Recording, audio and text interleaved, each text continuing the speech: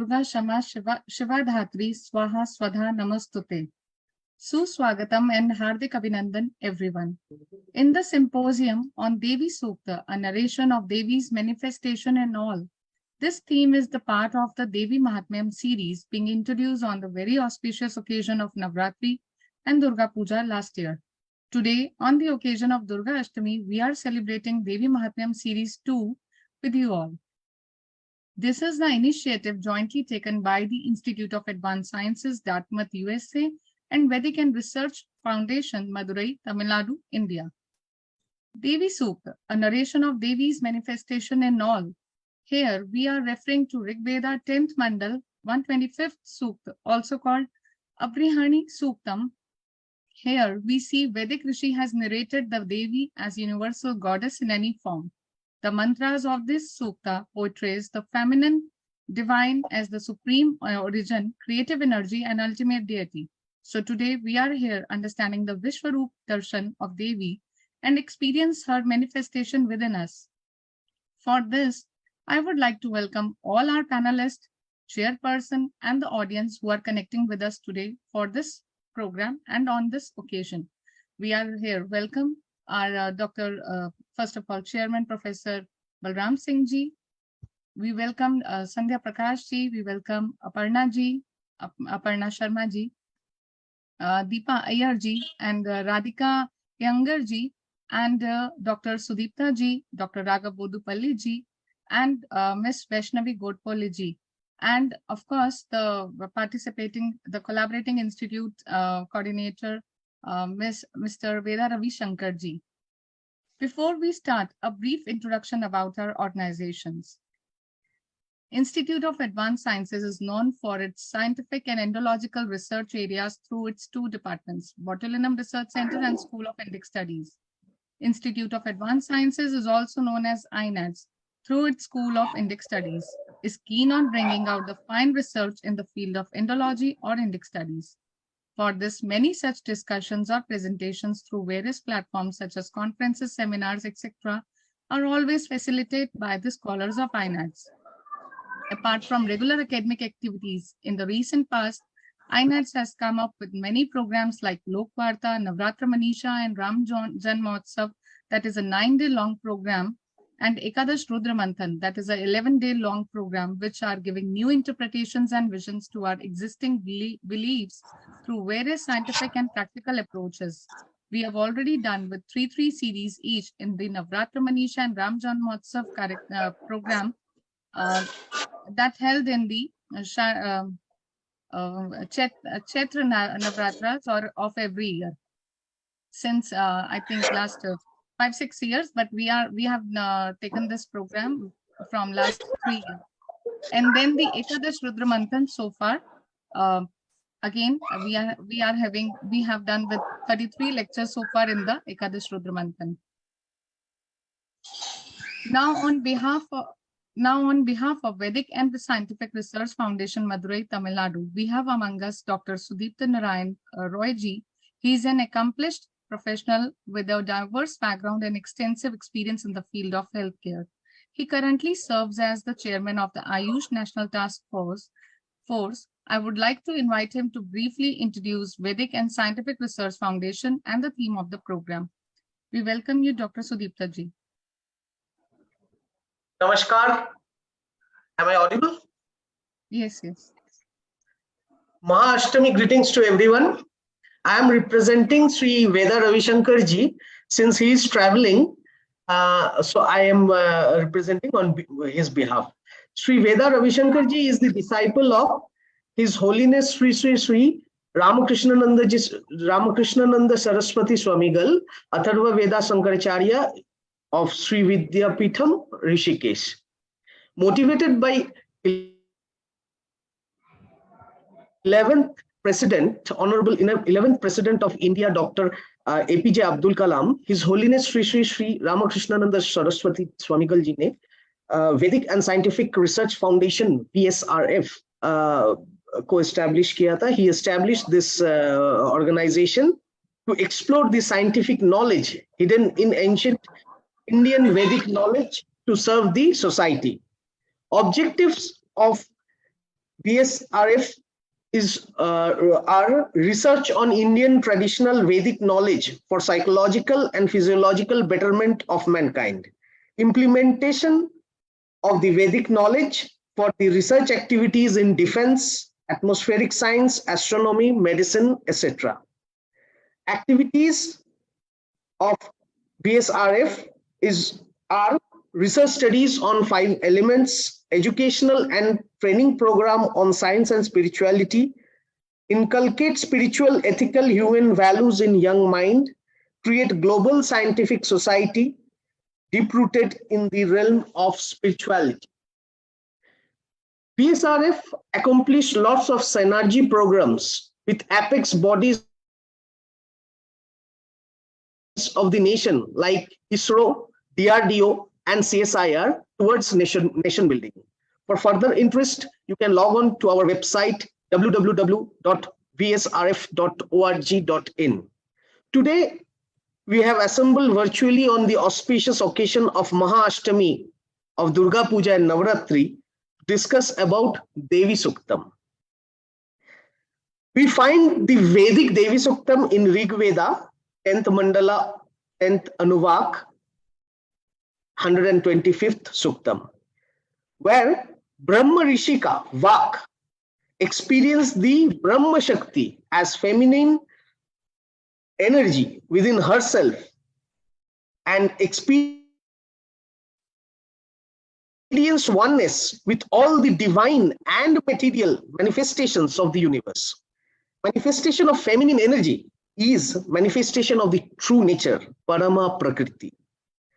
As Sri Ramakrishna Paramahansa said, Brahman and Shakti are identical. It is the primordial power that has become the world and all living beings. That which sports with Kala is called Kali. She is the primal energy. Kala and Kali, Brahman and Shakti are indivisible. In Tantra, in Sri Sri Chandi, we find in the 5th chapter, 8 to 82nd mantras. It is also known as Devī Sūktam in Sri Sri Chandi, where the Devatas are glorifying Devi Chandi as Ya Devi Sarva Bhuteshu, means the omnipresence of Shakti. Devi Vandana or Devi Puja or Shakti Puja is in practice since prehistoric era. 5,000 years ago, in Indus Valley civilization, we find numerous Devi Murtis.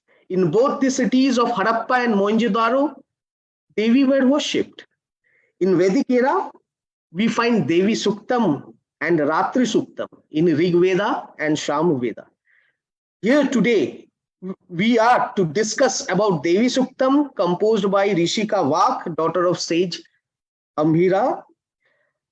The Ashtamantrak or 8 mantra Sūktam is the proclamation of the feminine divine as the supreme divinity. So I request all the dignitaries to join in this auspicious gathering, in the auspicious occasion of Maha-Ashtami, and discuss about Devi, the supreme energy, the primordial energy. I welcome you all on behalf of Veda Ravisankar ji and on behalf of Vedic and Scientific Research Foundation. Welcome you all. Thank you. Thank you, Dr. Sudipta ji, for representing our collaborating institute, that is the Vedic and the Research Foundation.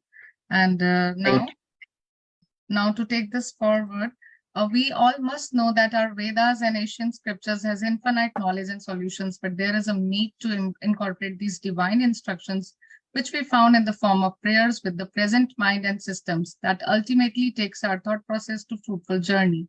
That's the reason we are here with you all, to explore this divine source of energy. So before we start, let's have an experience of reciting Devī Sūkta. And for this, I would like to invite our, our special guest with us.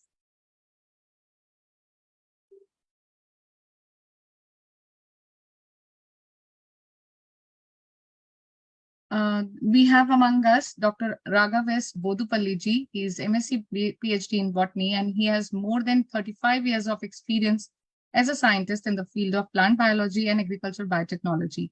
He worked as a scientist in the Department of Microbiology and Cell Biology at Indian Institute of Science, Bangalore. Over the last 12 years, he has completed studying the Mantra Bhaga of Yajurvediya, Tetre Sangita Brahman and Aranyak under the Guru Brahmrishi Vedam Venkat Ramashastri Guru. This has inspired him to publish several scientific articles on Vedas in relation to plant biology. And to recite the Devī Sūktas, I request and welcome Dr. Raghava Boddupalli ji. Thank you, Aparna ji. My pranams to Professor Balram Singh ji and all other dignitaries who are present in this very great occasion of the Devi manifestation in all of us. So how it is, and the VSRF organization too. Om Gananam Tva Ganapati Gum Havamahe Kavim Kavinam Upamashravastamam Jeshtarajam Brahmanam Brahmanaspata Anashrunvannutibhis Sida Sadanam Sri Mahaganapataye Namaha Prano Devi Saraswati Vajebhir Vajinivati Dhinama Vitriyavatu Ano Divo Bruhatah Parvatada Saraswati Yajata Gantu Yajnam Havam Devi Jujushana Ghritachi Shagman no Vacha Mushati Srunotu Sri Vagdevyai Namaha. I would like to chant two Devī Sūktas, very important Devī Sūktas that were revealed in the Krishna Yajurveda Aranyaka and especially in the Mahanarayana Upanishad. So these two Sūktas are the Medha Sūktam and the Durga Sūktam. Om Medha Devi Jushamanana Aga Dvisvachi Bhadra Sumanasyamana Tvaya Jushtanudamana Duruktan Bruhadvadeva Vidathe Suvira Tvaya Jushtarushir Bhavati Devi Tvaya Brahma Gata Sri Ruta Tvaya Tvaya Jushtan Chitran Vindate Vasusano Jushasvadravino Namedhe Medham Indro Dadhatu Medham Devi Saraswati Medham Me Ashvina Bhubhava Thattam Pushkarasraja Apsara Suchaya Medha Gandharpe Shucha Yanmanaha Devi Medha Saraswati Sama Medha Surabhir Jushatag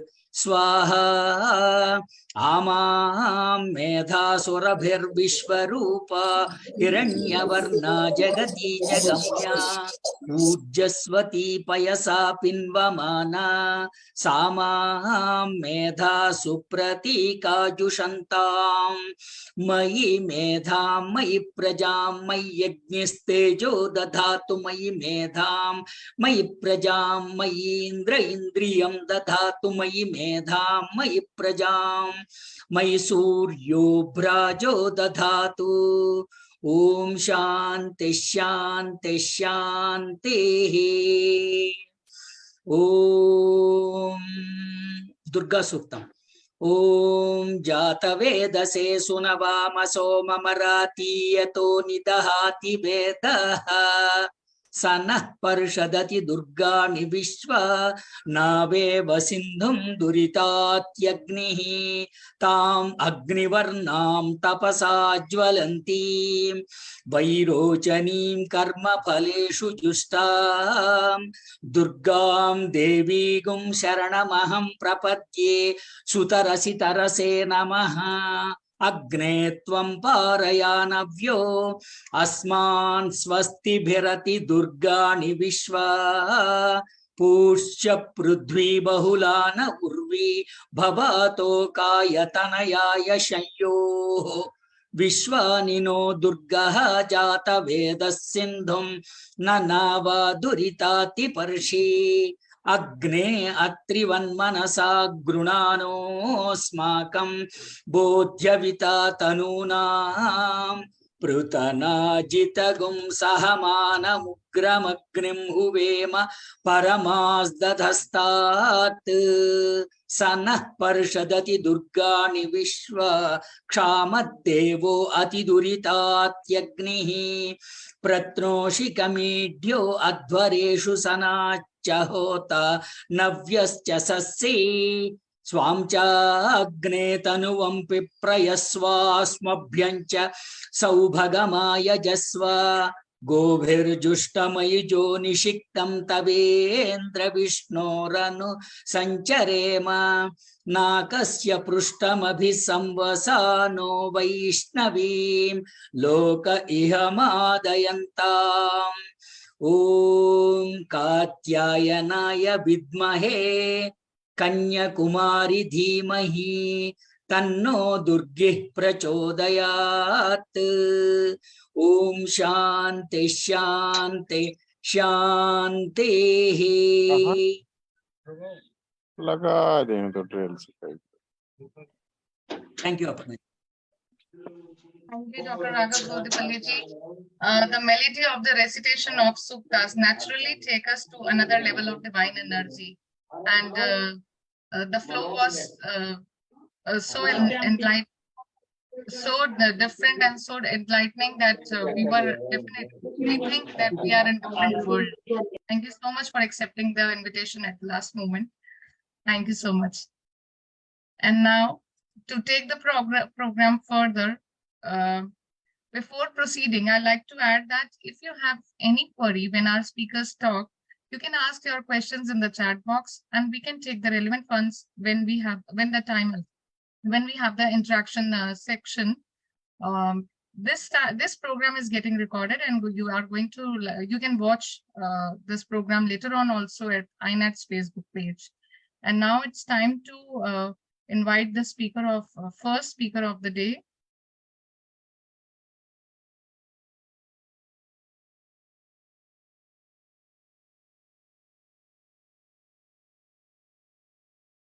We have among us Miss Sandhya Prakash ji, and she is going to deliver her talk on Manifest Your Ideas with Devi Tara. And before we invite her, let us know a brief bio about her. She was a thought leader. She is a thought leader, speaker, entrepreneur, and singer. With her background in management studies and 25 years of work experience in the Middle East in trading, software, and sustainability, she specializes in business development and sales. She welcomes you all to join the dots with Sandhya ji, an integrated thinking CAPS approach to receive personal and business charity. You can visit her website also to know more about her. We welcome you, Sandhya ji. Thank you very much, Aparna ji. I hope I'm loud and clear, and we have everybody on mute. Humble request so that we can start the session. I'll try to share my screen now. Do I have permission to share the screen? Yes, we can give you. Yes, please.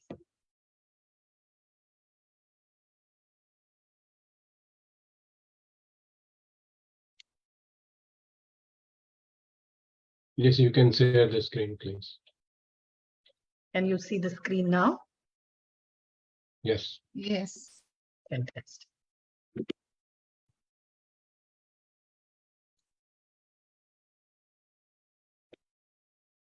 Namaste to everyone.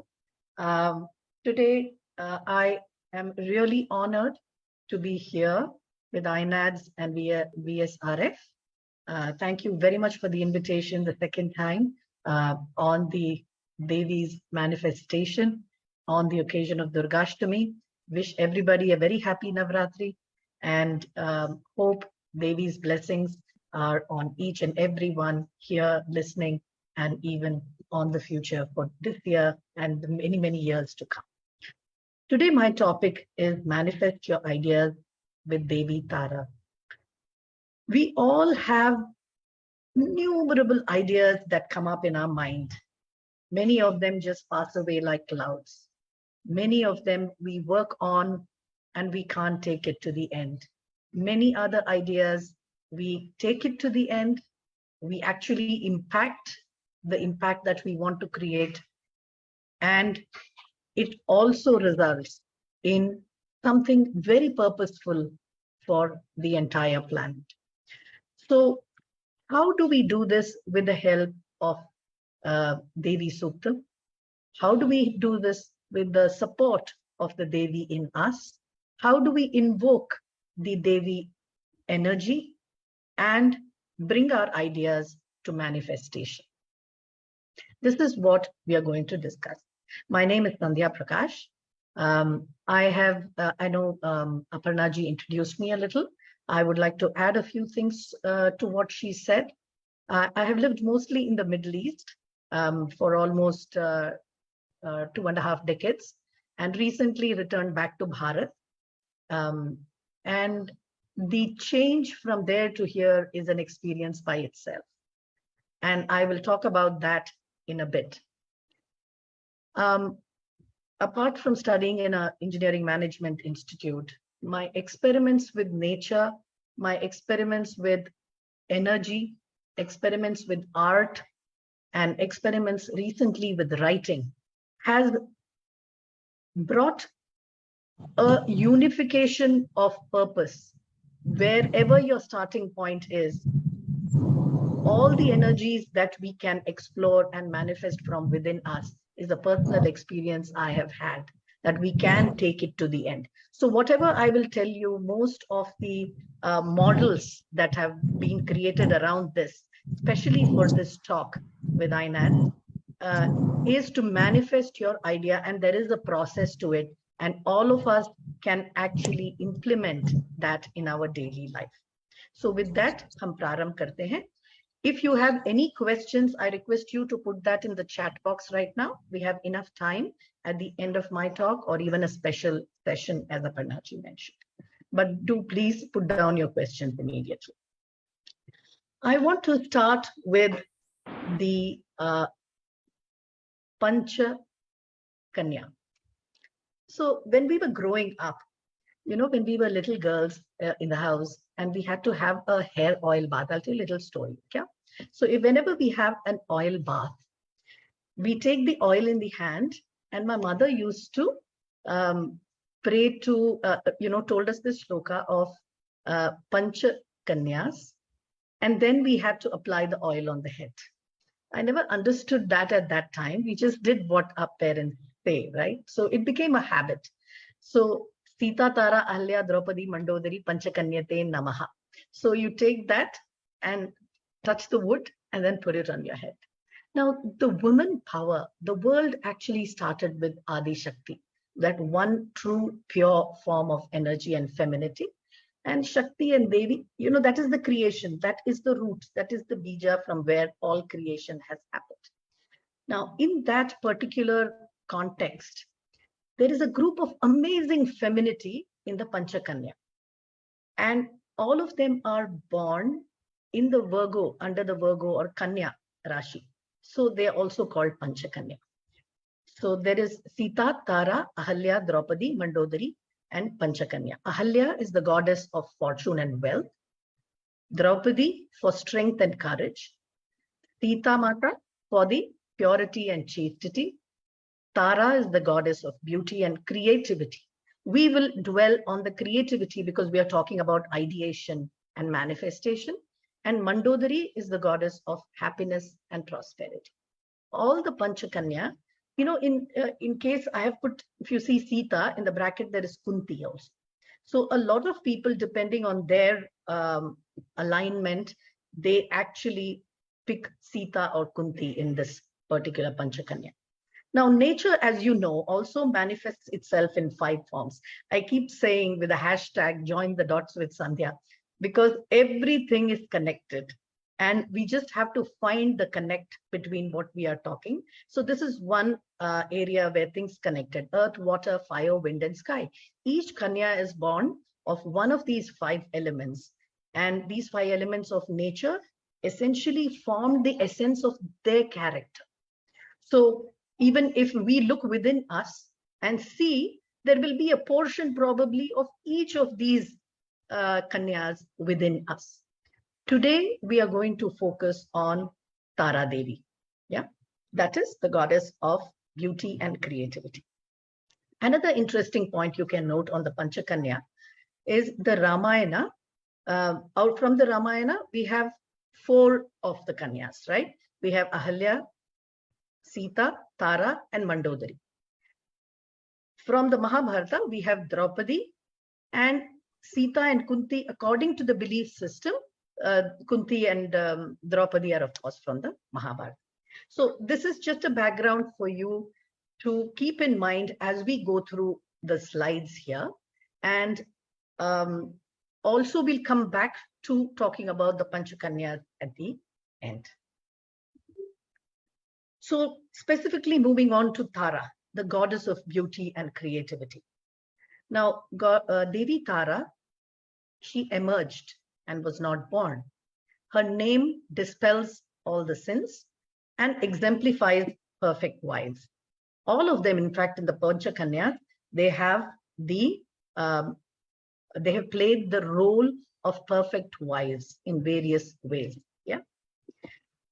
Now, you would have heard the name Tara in our history of Bharat in 3 contexts, and I want to bring those 3 contexts in front of us. Okay. The first, of course, is very famous, that she is Vali's wife in the Ramayana. And when Vali dies, she is with Sugriva for a bit. But what we don't know, and a lot of people know, is that Kishkinda was actually, she had a huge role in building, in architecture, in planning, in supporting the entire city. A very strong woman of beauty and creativity was Tara, supporting the energy. The second is the Tara, which is the second avatar of Durga. And again, a very strong, but in terms of, if you see this image on the here, where I'm pointing to, she is a Rudra Durga, and in that form.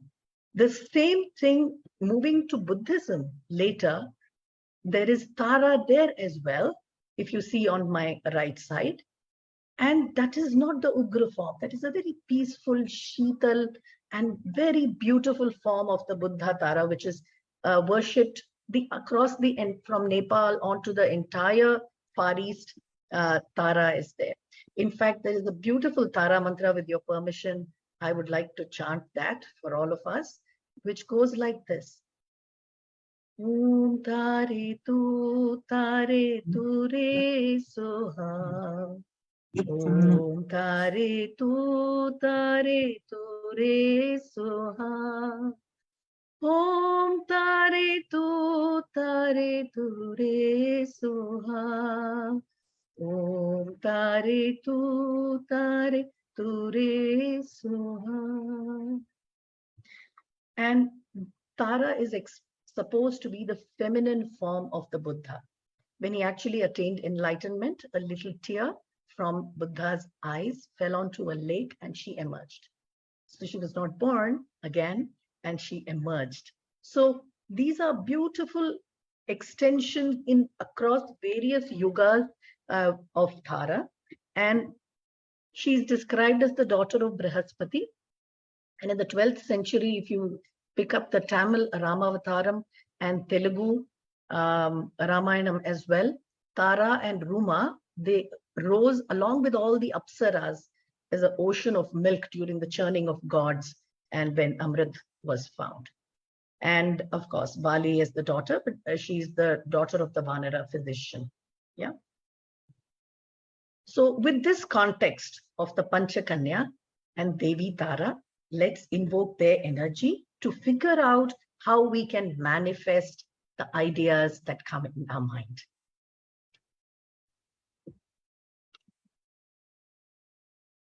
So I'll give you a second to go just absorb this slide.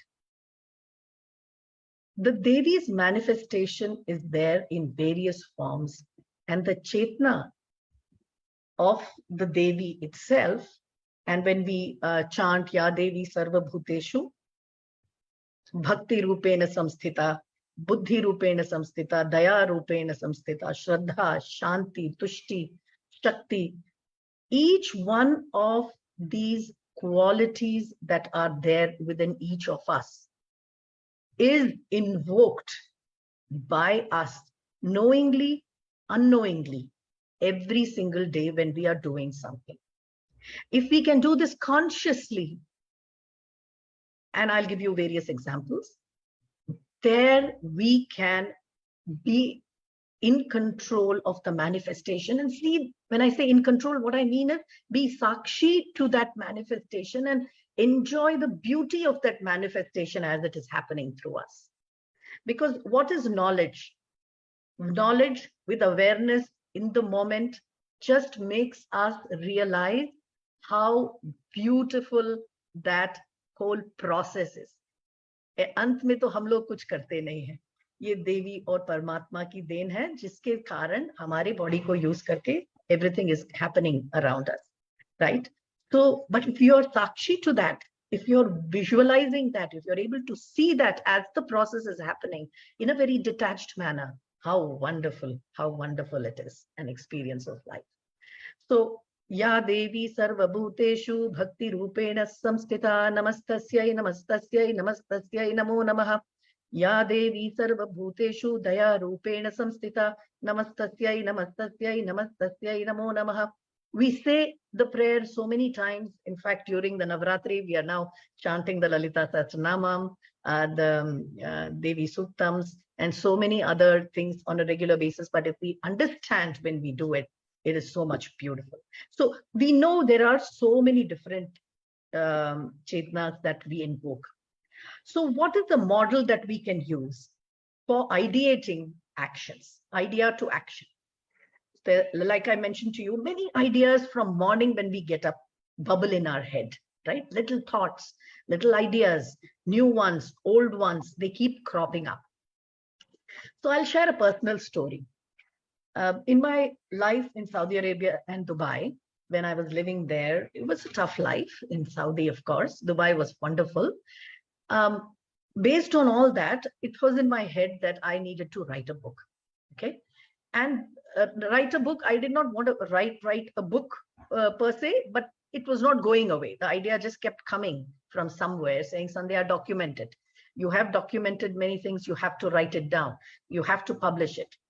Now, I would hardly, I'm not a writer, author, nor a literary expert.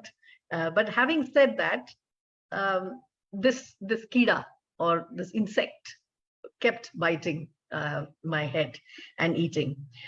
And you wouldn't, it was so amazing. Just this year, 4 months, June to October, not only did I write the book, but I published it day before yesterday and it came out, okay, on Amazon for a pre-order.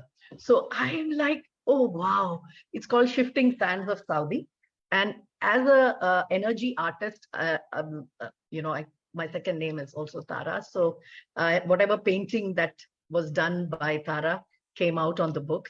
And it is an expat's account. It is like 20 stories and so on.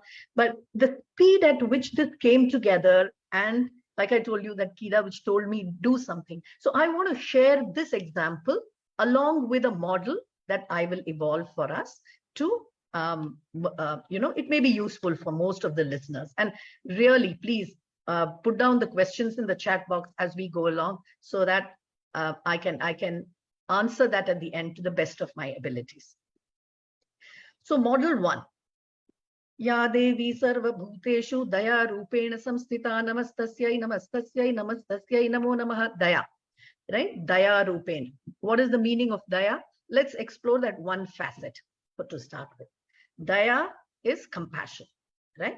So compassion is the aspect which has shown up in, let's say, Aparna, Dr. Aparna. Okay, let's take a practical example so that we understand.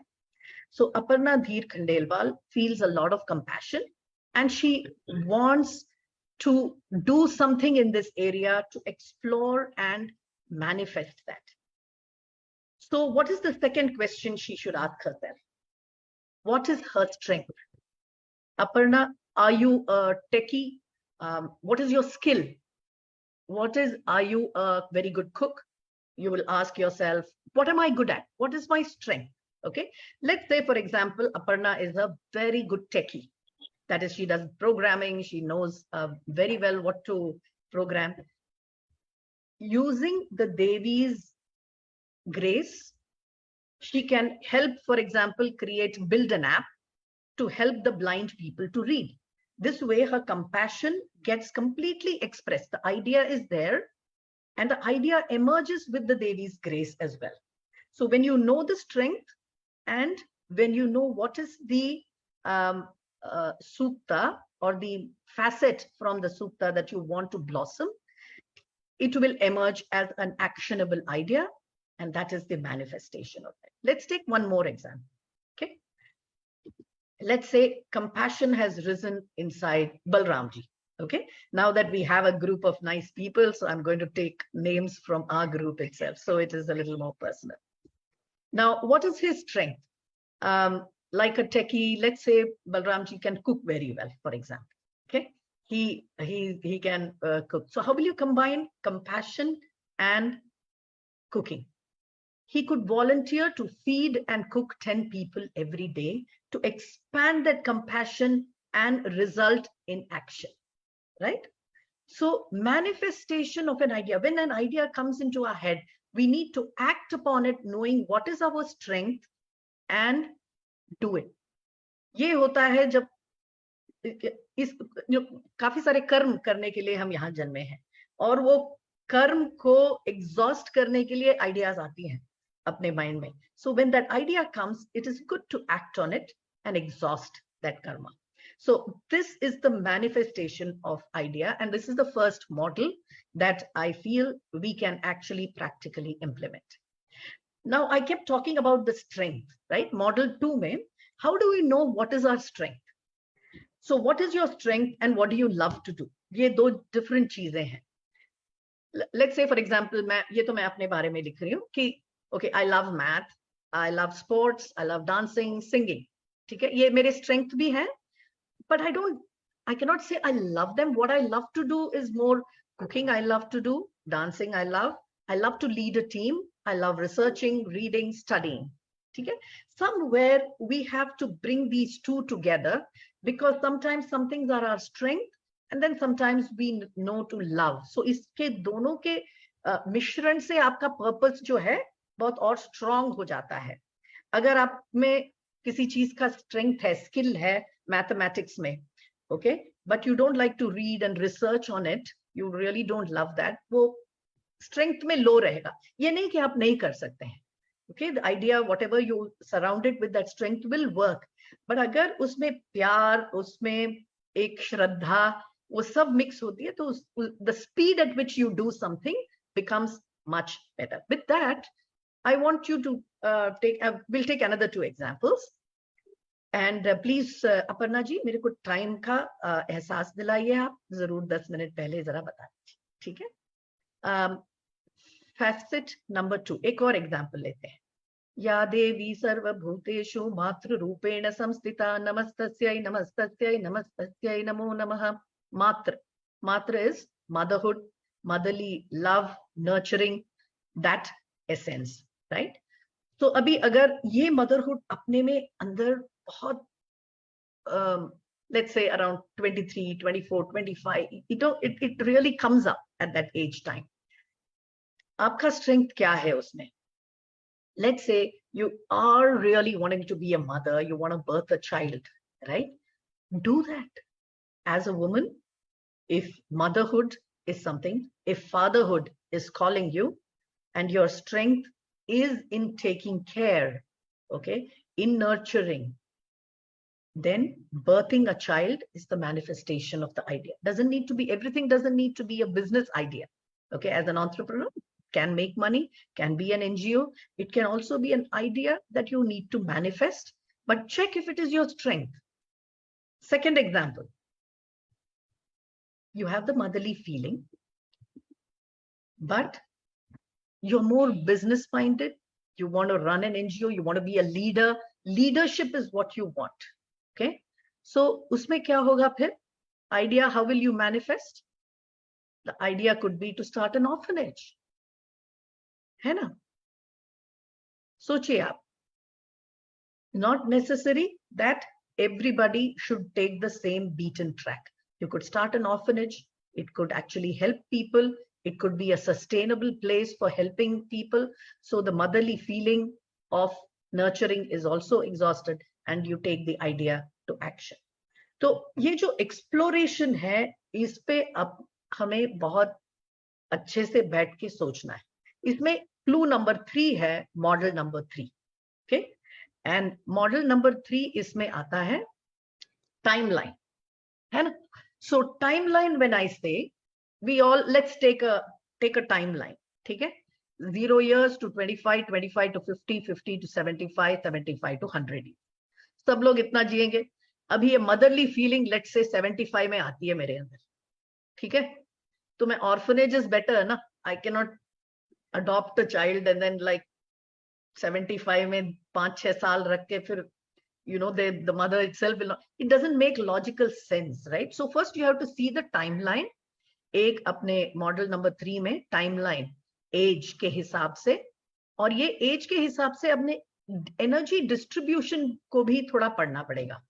For example, body है, mind and emotions है, intellect है. So body is very strong. So any idea that you want to manifest, which is physical, like I told you, sports. ये नहीं कि 75-year-old cannot run a marathon. हो सकता है, but वो ज़्यादा tough है, difficult है. Level of degree of difficulty is much higher. That's all. So body related activities जो ideas आती हैं, आपको 0 to 50 में अगर exhaust कर सकें वो कर, तो बहुत अच्छा है. Emotions जो है, you can do, my emotional and intellect based ideas can be executed from 50 to 75, and over and above 75 doing more things intellectually, because aapke paas knowledge hai that would have sifted into wisdom. So writing, singing, sharing knowledge, speaking, these are wonderful ways to exhaust, share your knowledge and exhaust your karmas. So this timeline is the third model that we have to keep in mind. अभी इसमें बस मेरा last model है, 4 model है, like I told you, the first, second, third and fourth. So the third is timeline, and the fourth one is the energy distribution. So in that, I have the model just becomes like a damru, ये डमरू जैसा है. So when you have to shake things up, डमरू क्या करता है? It does, when you keep shaking it, and it makes noise, and you have to recognize some of the ideas will be short term, some will be long term, क्योंकि तुम्हारे पास time ही नहीं है. Time एक चीज है जो जन्म से एंड तक खर्च होता है. इवन पैसा खर्चा होके वापस आ जाता है, but time is only negative negative negative. अगर, और वो पता भी नहीं है कहाँ से शुरू है. रह सकता है 5 years हो तुम्हारे लाइफ में, 50 years और बचे हो, मालूम नहीं है. But that is the only asset which is diminishing on a minute-to-minute basis. Yeah, and there's no way to create it. You can only redistribute it. So इसीलिए short term या long term जो वो energy बची है आपके पास, उसको redistribute करना है. So I will again go back to that motherhood slide जो हमने अभी देखा था, मात्र. So I went to the manifestation, birthing of a child, right? उसमें आप देखेंगे दूसरा वाला था, what was it? Starting an orphanage, correct? So now if you see, I am bringing down the timeline. Sorry. So you have the entire timeline. Now suppose if it's birthing a child, you need 9 months, then you need 0 to 5 years, 5 to 10 years, 10 to 20 years, you have to take care of the child at least till they are 20 in the Indian context. Okay, 20, 25, wo khatam hi nahi hota hai. Shaadi ke baad bhi, many of our households, we still have to take care. So do you have the time in hand to do a good job of the manifestation of this idea? You need to think. And from the point of view of the orphanage, you start an orphanage, but you don't have sufficient energy to continue it. You don't have sufficient money to continue it. वो भी सही बात नहीं है, right? So to assess this, you have to use the model number 4, which is energy redistribution, by continuously getting out of your comfort zone. Comfort zone में बैठ गए. Let's say, for example, you're developing that app based on compassion. You started developing for the blind people the app, which I had given Dr. Aparna, right? Dr. Aparna starts developing this app. But body, mind, and intellect, ye तीनों करते रहना पड़ेगा. If anything, like let's say, for example, you have worked on it very much, but you need to exercise, sleep well, and use the nature to keep the body fit for it. The mind, you have to sing, dance, eat, be very happy as you are going to finish that task. Same way, the intellect has to be engaged with debate and discussion. It has to be. But every time you feel you're failing, you can redistribute the energy amongst the body, mind, and intellect and take the task to completion. And this happened to me even while writing the book. How did it happen in 4 months? One, the time was right. The energies were all equally distributed. And I was able to manage that by also, the body was not cooperating for some days, but then I joined something which is called Maypadam, which is the ancient martial arts in India, to learn. Okay. With that, my body became a little more stronger and I got a lot more energy to finish the task in that short period of time. So you have to see what you want to do. अगर लगता है आपको कि आपका mind थोड़ा cloudy हो रहा है and Dr. Aparna is not able to, finish developing that app, maybe she has to read, research, debate, discuss with a couple of other people. She has to bring other people into this venture of hers to manifest her idea.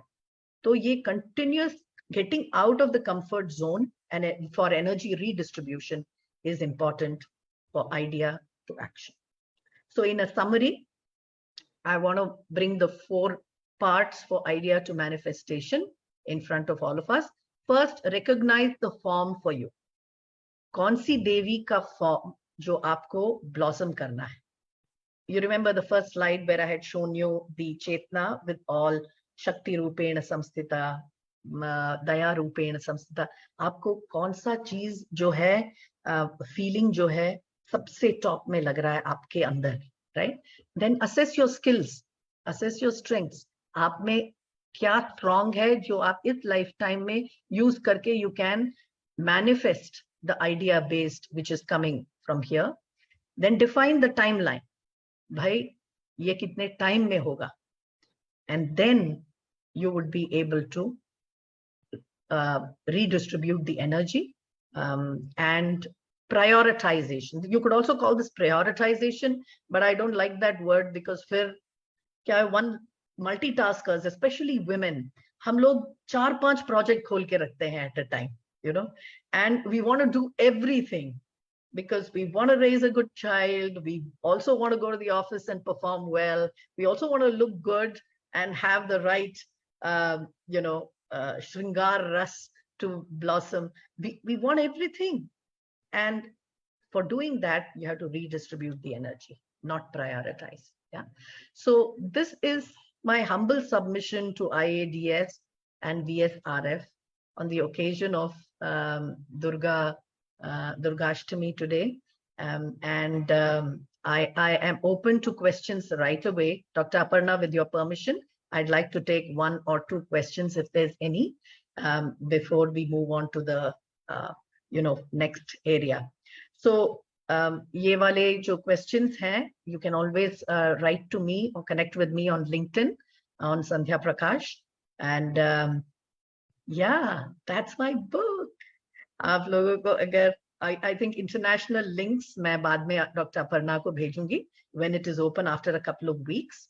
But in India, yes, this is just on pre-order level. In fact, 2 दिन में वो जो pre-order के थे सब चले गए. So tomorrow they are going to redo the booking of the book, etc. But it was a great experience for me to write this. So I'm really excited to share that with all of you.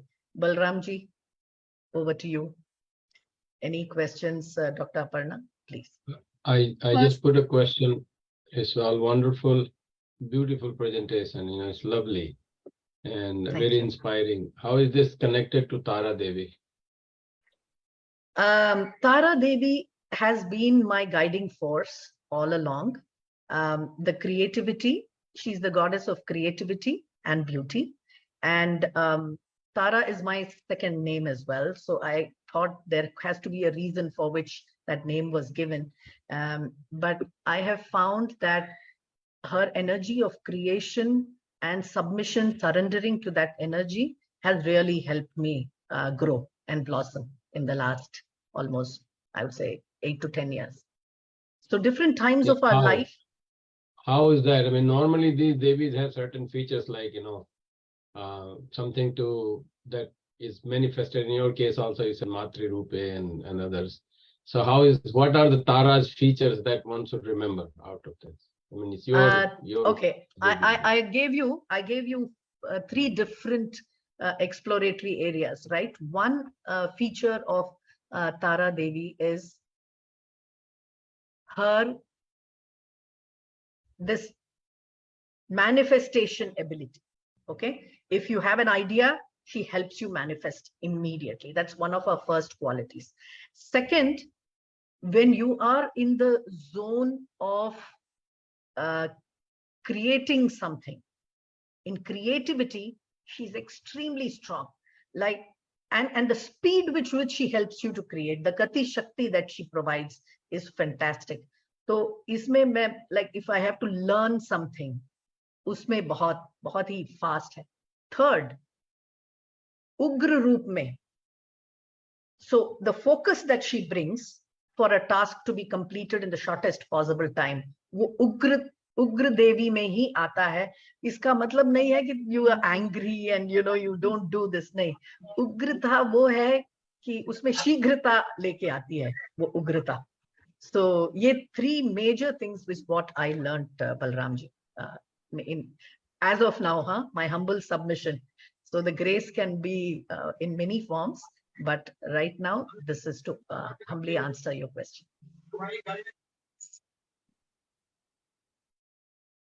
Thank you. Welcome.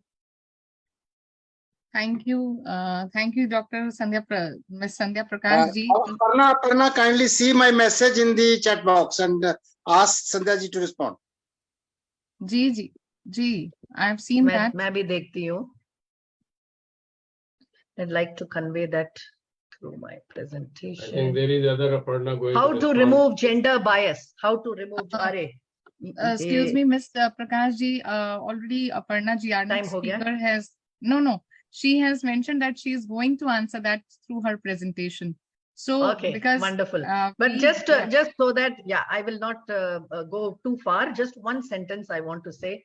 Please do read my book. For me personally, I came to know of gender. I was never brought up saying you're a boy or a girl. Okay, we could do anything. Thanks to my parents, I was never told do this, do that. But living in Saudi Arabia, gender stares you in the face every single minute. वो बताता है कि आप female हो, आप ये कर नहीं सकते, ये नहीं कर सकते, वो नहीं कर सकते. So, but उसको सुनना नहीं है. And मेरी character है, fiction book है, but character है is called Sakshi. और वो जो जैसे वो gender bias निकालती है, वो थोड़ा interesting है. So, but I leave the rest of the answering to Aparna on the gender bias, and in the end, I will add something after her talk. I hope I've answered you to a certain extent, Goelji. Okay. That was a wonderful presentation, as Professor Singh just mentioned. And firstly, I'd like to congratulate you for this Shifting Sands of Saudi. That's a new title and new book, and the painting behind is also very good, very different. I must say that is unique. Even your presentation is very unique, Ms. Sandhya ji, because you have given us 4 models, and Professor Singh and also we at INADS doing research on such ideas only, which we can practically take forward. These are the ideas which we do actually. ये हम घर में रोज ही करते हैं, idea आता है फिर सो जाते हैं, कहीं और चले गए, आइडिया गायब हो गया. तो ये जो 4 मॉडल्स आपने दिए हैं, I think we should, these are the points जिसको हम प्रैक्टिकली आगे लेके चल सकते हैं. तो इस तरह से आपकी प्रेजेंटेशन को मैं देखती हूँ. एंड जो स्टोरी ऑफ पंच कन्या है उसको पंच महाभूतों से जो आपने रिलेट किया, that is also new and unique concept to no.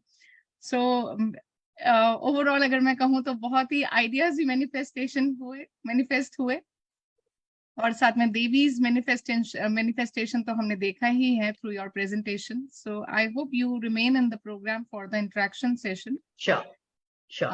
I will be around for a bit. Thank you so much. बहुत धन्यवाद. बहुत धन्यवाद. Thank you so much. Thank you so much.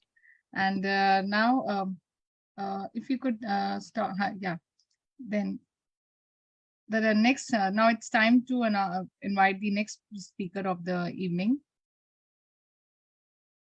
We have among us Miss Aparna Sharma ji, and she's a consultant, trainer, and a mentor, and well-known mental health professional through Vedic integration. She is a believer of Advaita philosophy. She is a pioneer in integrating the Indian system of intervention as a therapy and integrative intervention therapist. Ms. Sharma is Shiv Yog Upasika, learned Vedic yoga, where she uses Vedic mindfulness tools and traditions into her practice. All her offering and standard services are facilitated through her wellness center named Ananta Mind Studio, New Delhi. She is part of Vedic and the Scientific Research Foundation and pursuing PhD in yoga and mental health. And today she'll be speaking on Devī Sūkta, universal presence and manifestation in all existence. We welcome you, Miss Aparna Sharma ji. Ji. Thank you so much. My sincere thanks to Institute of Advanced Sciences, Professor Balram Singh ji and Dr. Aparna again.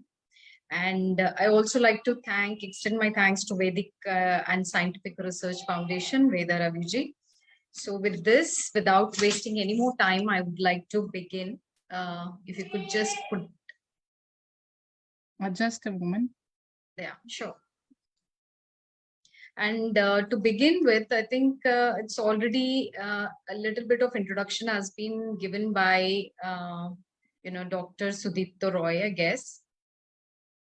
I'll go because this is a Devī Sūktam, and I'm sure the lot of us are going to extend the same kind of discussions here. And yeah. So the topic is Devī Sūktam, the universal presence and manifestation in all existence. So there is a reason that why I chose this, the universal presence and manifestation in all existence. As earlier, Dr. Roy have already told that Devī Sūktam, which is a Sanskrit hymn, and actually it appears in the Atharva Veda.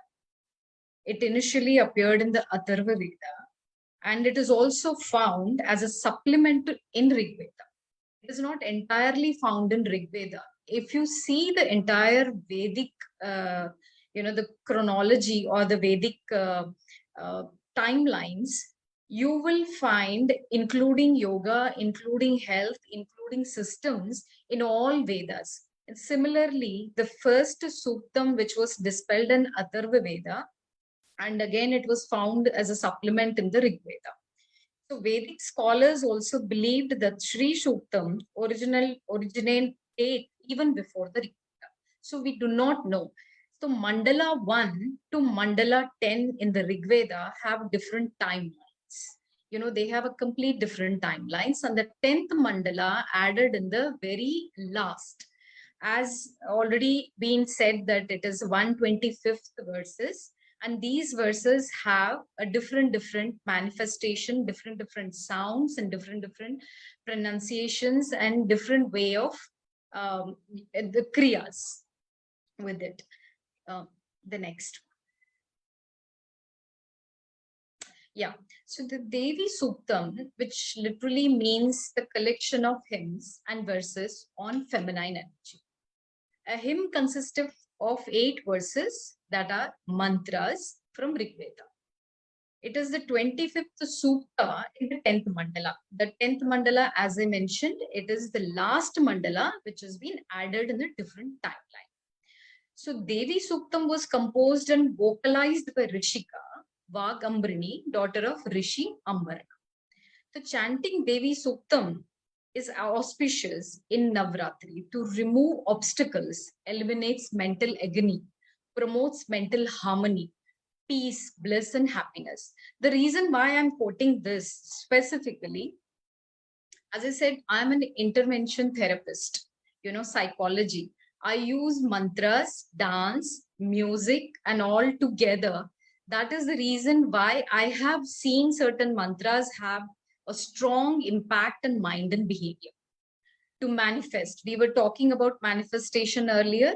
I think this manifestation comes through the vibrations that we promoted within ourselves. This is the reason why I said the Devī Sūktam is very auspicious, because it has certain connotations, it has certain syllables, it has certain way of pronunciation. So it gives an impact of removing a mental, agony, and it promotes blissfulness, harmony, and peace within the existence, or peace within the beings. The word Sri, it refers as Mahalakshmi. In entire India, I'm a South Indian, and the rest is, I lived in north of India for last 25 years, and I've been to, with the friends of Bengal. So I see that power, the feminine Shakti is worshipped in different forms, but still that Shri remains the same feminine power. It is a Mahalakshmi, and Sukta is nothing but well explained or well said. So Sri Sukta. This is how we refer it as. Can I have another slide? Yeah. It is established fact that life is a consciousness and it strives for a constant evolution. The most known verse from the Devī Sūktam below can further elaborate the relevance. It's already Sandhya ji had spoke. Ya Devi Sarva Bhuteshu Matru Rupena Samstita. Ya Devi Sarva Bhuteshu Shakti Rupena Samstita. Now, when I say the consciousness, there is a difference between in our dharma and the philosophy from the Western world. Why? Because when we call a buddhi, the buddhi, when is disclosed, the buddhi is here in the Western concept, because their philosophy is different and psychology was different. In the later stages of, you can say around about 100, less than 100 years, maybe 3 to 4 decades ago, they have conveyed that philosophy and psychology go hand in hand. But we have mentioned it way behind, way before, thousands of years ago, through all the Vedic connotations, that buddhi is not here. In fact, the buddhi is all around you. Now we are calling it as energy and manifestations, and the consciousness, Chaitanya, Chetana, all these are consciousness, because you become aware of yourself, you become aware of the energy, you manifest subsequently, eventually. If you're not being aware, if you're not really in a consciousness of that universe, the manifestation process spiral downs, or it becomes, lesser energy. Okay, Ya Devi Sarva Bhuteshu Matru Rupena Samstita, Ya Devi Sarva Bhuteshu Shakti Rupena Samstita. Meaning, she who in the form of the mother. Here, there is no gender. There is no gender to become a mother. It is not about giving a birth. It is not exactly literal meaning of giving a birth to a child. It is the meaning of a mother who is nurturing. We call Mata as a mother, our mother. We call Devi as a mother. We believe, and we wanted to believe, that she had given birth to all of us, and she is the mother of this universe because she created this. Very similarly, Mother is not a gender biased. A motherly love can be given by the father himself, by any other gender. You know, the mother is a representation of love, compassion, care, and everything. So she who in the form of the mother is present in all beings. You must have seen a lot of animals, including cow, a motherly love from cow, you know, even to the human beings. She who in the form of power is present in all beings. Power here, it represents energy, extreme energy. So that is what we are representing here. It is in fact dedicated to the feminine energy. Often later on stages, it is interpreted in the form of goddess Durga. So earlier that energy was a feminine power, and slowly that has, you know, come into the form as a goddess Durga. Next slide.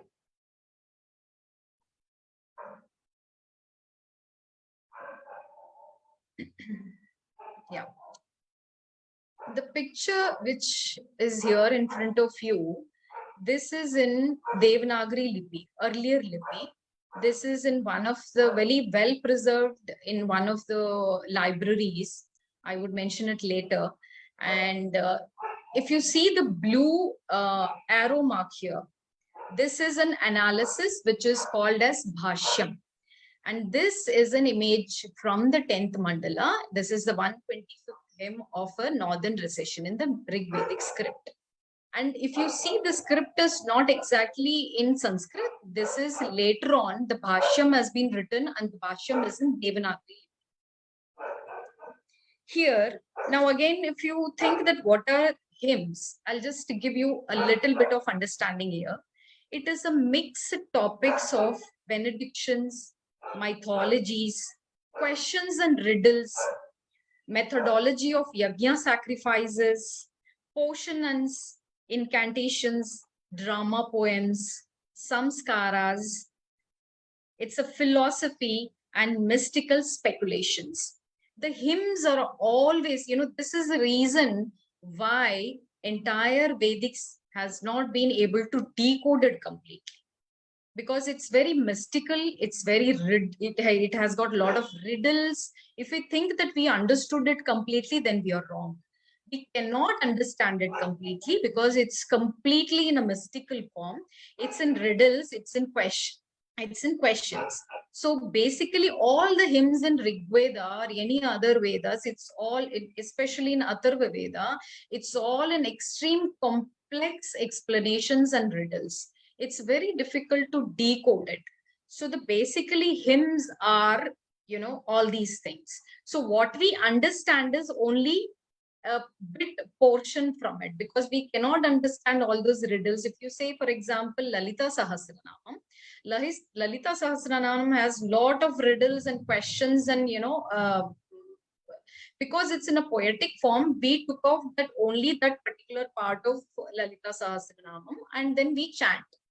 Similarly, in this Sri Suktam also, this is more than Sri Suktam that what we recite. There is beyond it. That has not been decoded completely.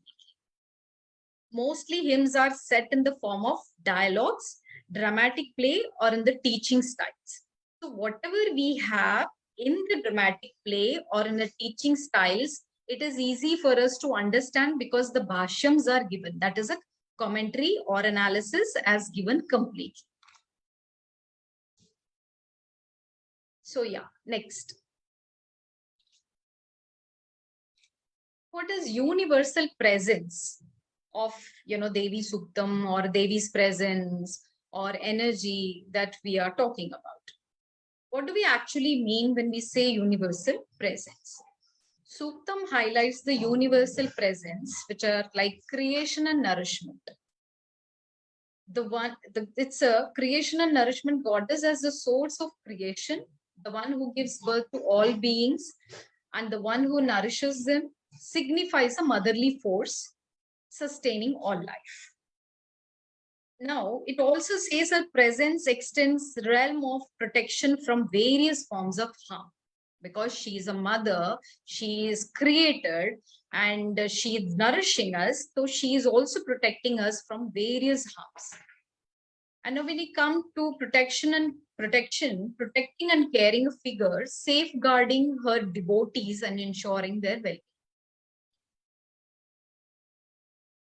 Destruction and renewal. If you see, Suktam acknowledges the goddess's role in destruction and renewal, which is an integral part of the cosmic cycle. It is a cosmic cycle, destruction, creation, renewal. It's a cosmic process.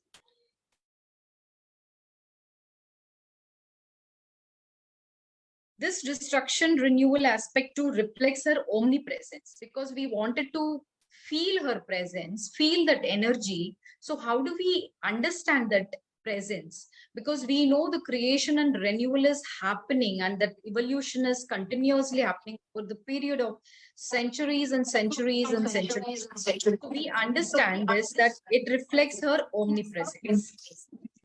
Then again comes the cosmic power. The Suktam praises the goddess as a supreme cosmic. Why? Because everything has come आदि शक्ति के बाद आया है, उसके बाद ही सब कुछ आया है. पेड़ पौधे इंसान सब हम उसी में देखते हैं. So cosmic power, her universe presence is evident in her ability to control and guide with cosmos. हम कहते हैं कि नेचर के खिलाफ हम नहीं जा सकते, तो उसका यही अर्थ होता है कि हम उसके अगेंस्ट नहीं जा सकते हैं, because everything is in her own control and guide. She guides the entire cosmos. She governs the entire universe. And the next is unity and harmony. Now, Suktam also underscores the idea that goddess is the unifying force that brings harmony and balance to the universe. Because if you go through the Suktam, it has clearly, very creatively, very clearly mentioned this creation, nourishment, protection, destruction, renewal, cosmic power, unity and harmony in the entire Suktam. And the reason why the Rishika has explained in her vocalizing it, as a Suktam, because she has seen that everything, her power in the universe. In the unity and harmony, Devī Sūkta celebrates the idea of the goddess as an pervading, omnipresent force in the universe, responsible for creation, preservation, and transformation. It also recognizes her as the divine energy that permeates all aspects of life and existence. Next.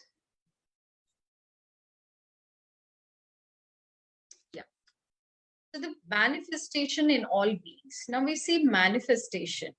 As I said earlier, Buddhi, Chetana, Buddhi is not here alone. When we talk about Buddhi, Buddhi is around you. This Chetana, consciousness is around you. We don't talk about Buddhi in the brain, unlike the Western concept.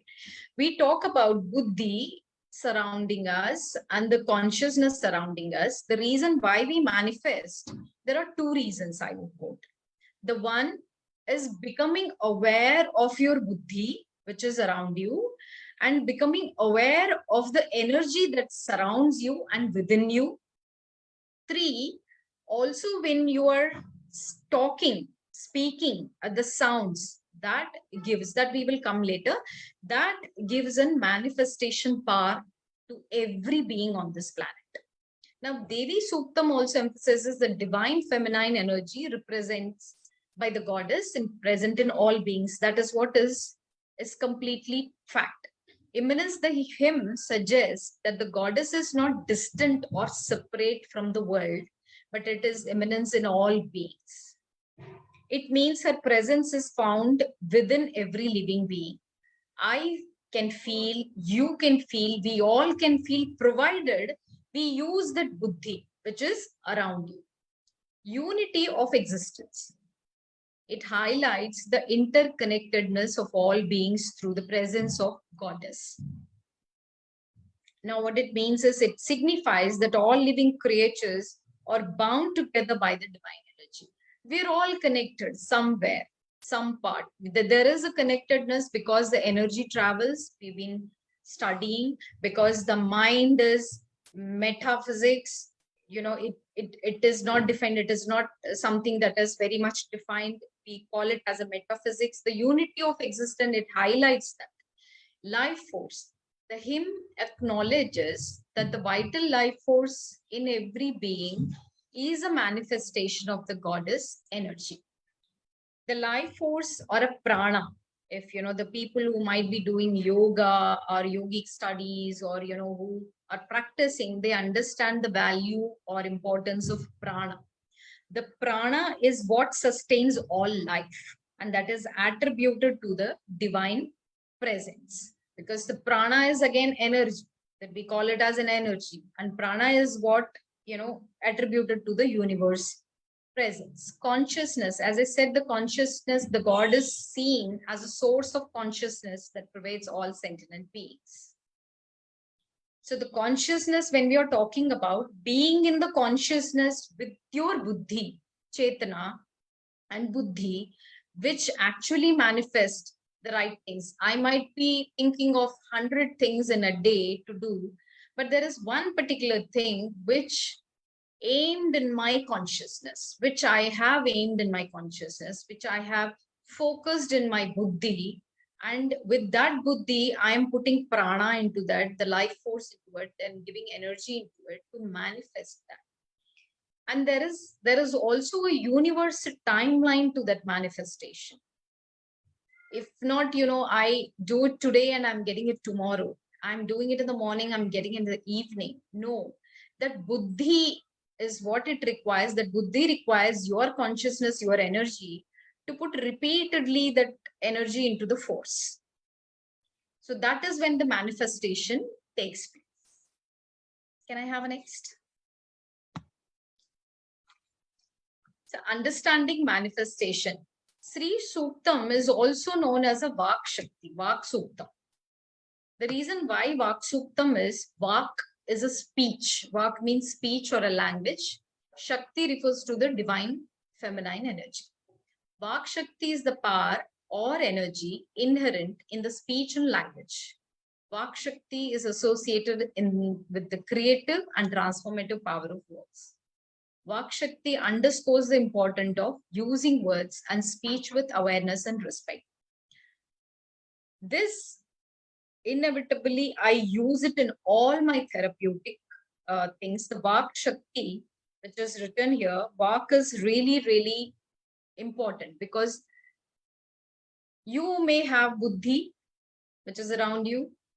You can have that consciousness, but if you walk at the right time, the language or that power doesn't come out well in a definite form, or in the defined manner, the Vak Shakti, the entire energy, spiral down completely.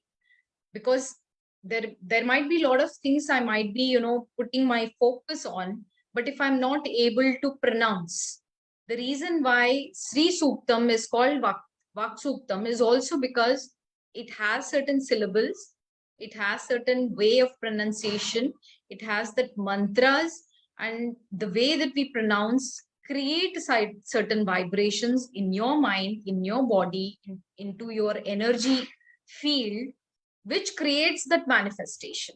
That is the right reason why this is also known as a Vak Suktam. Vak Suktam, why it is called, is because if you just read, I have known people who have been reading Lalita Sahasranam and Sri Suktam over the time. And I have also got certain group of people who have been doing it only once, not 7 times or 11 times in a day, only once in the morning. But there is enormous difference between these two people.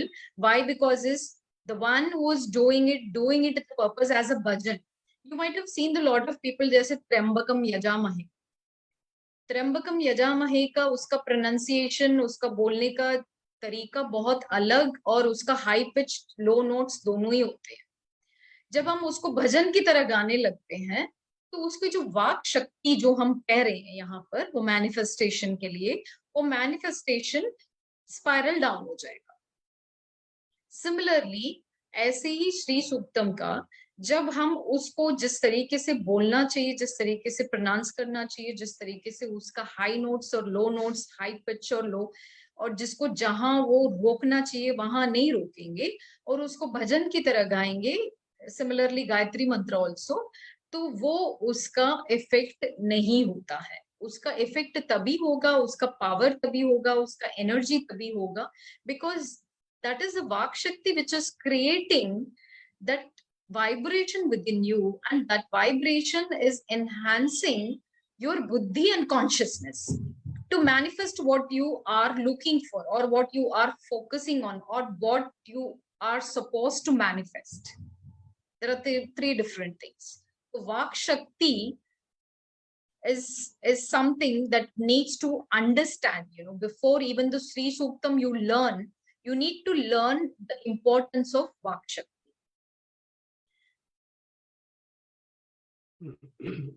Then Shakti in Hinduism or in the Sanatan Dharma is also infinite and primal cosmic energy. It is considered as the feminine aspect of the divine, and it represents creative, dynamic, and transformative force in the cosmos. Shakti is often associated, as I said earlier, goddess Durga. The reason is the femininity, the feminine energy gives birth, as now it has become a gender-based. It was not a gender-based. When we call it as a Shakti, it is not a gender-based. It is definitely not a gender-based. It is in the later years when we call Shakti as a creator, as a giving birth. All these definitions have come into a brackets of gender. When we are talking about the divine energy, there is absolutely no gender. The infinite feminine power is a concept that celebrates, acknowledges the strength, resilience, influence of women throughout the history and in the contemporary society. It emphasizes the idea there is no limit to the potential and impact of women in various aspects of life, including social, political, economic, and cultural domains. This I am talking in the context of today's world. This concept encourages the recognition, empowerment of women and their voices and their contributions. Can we move on to next slide?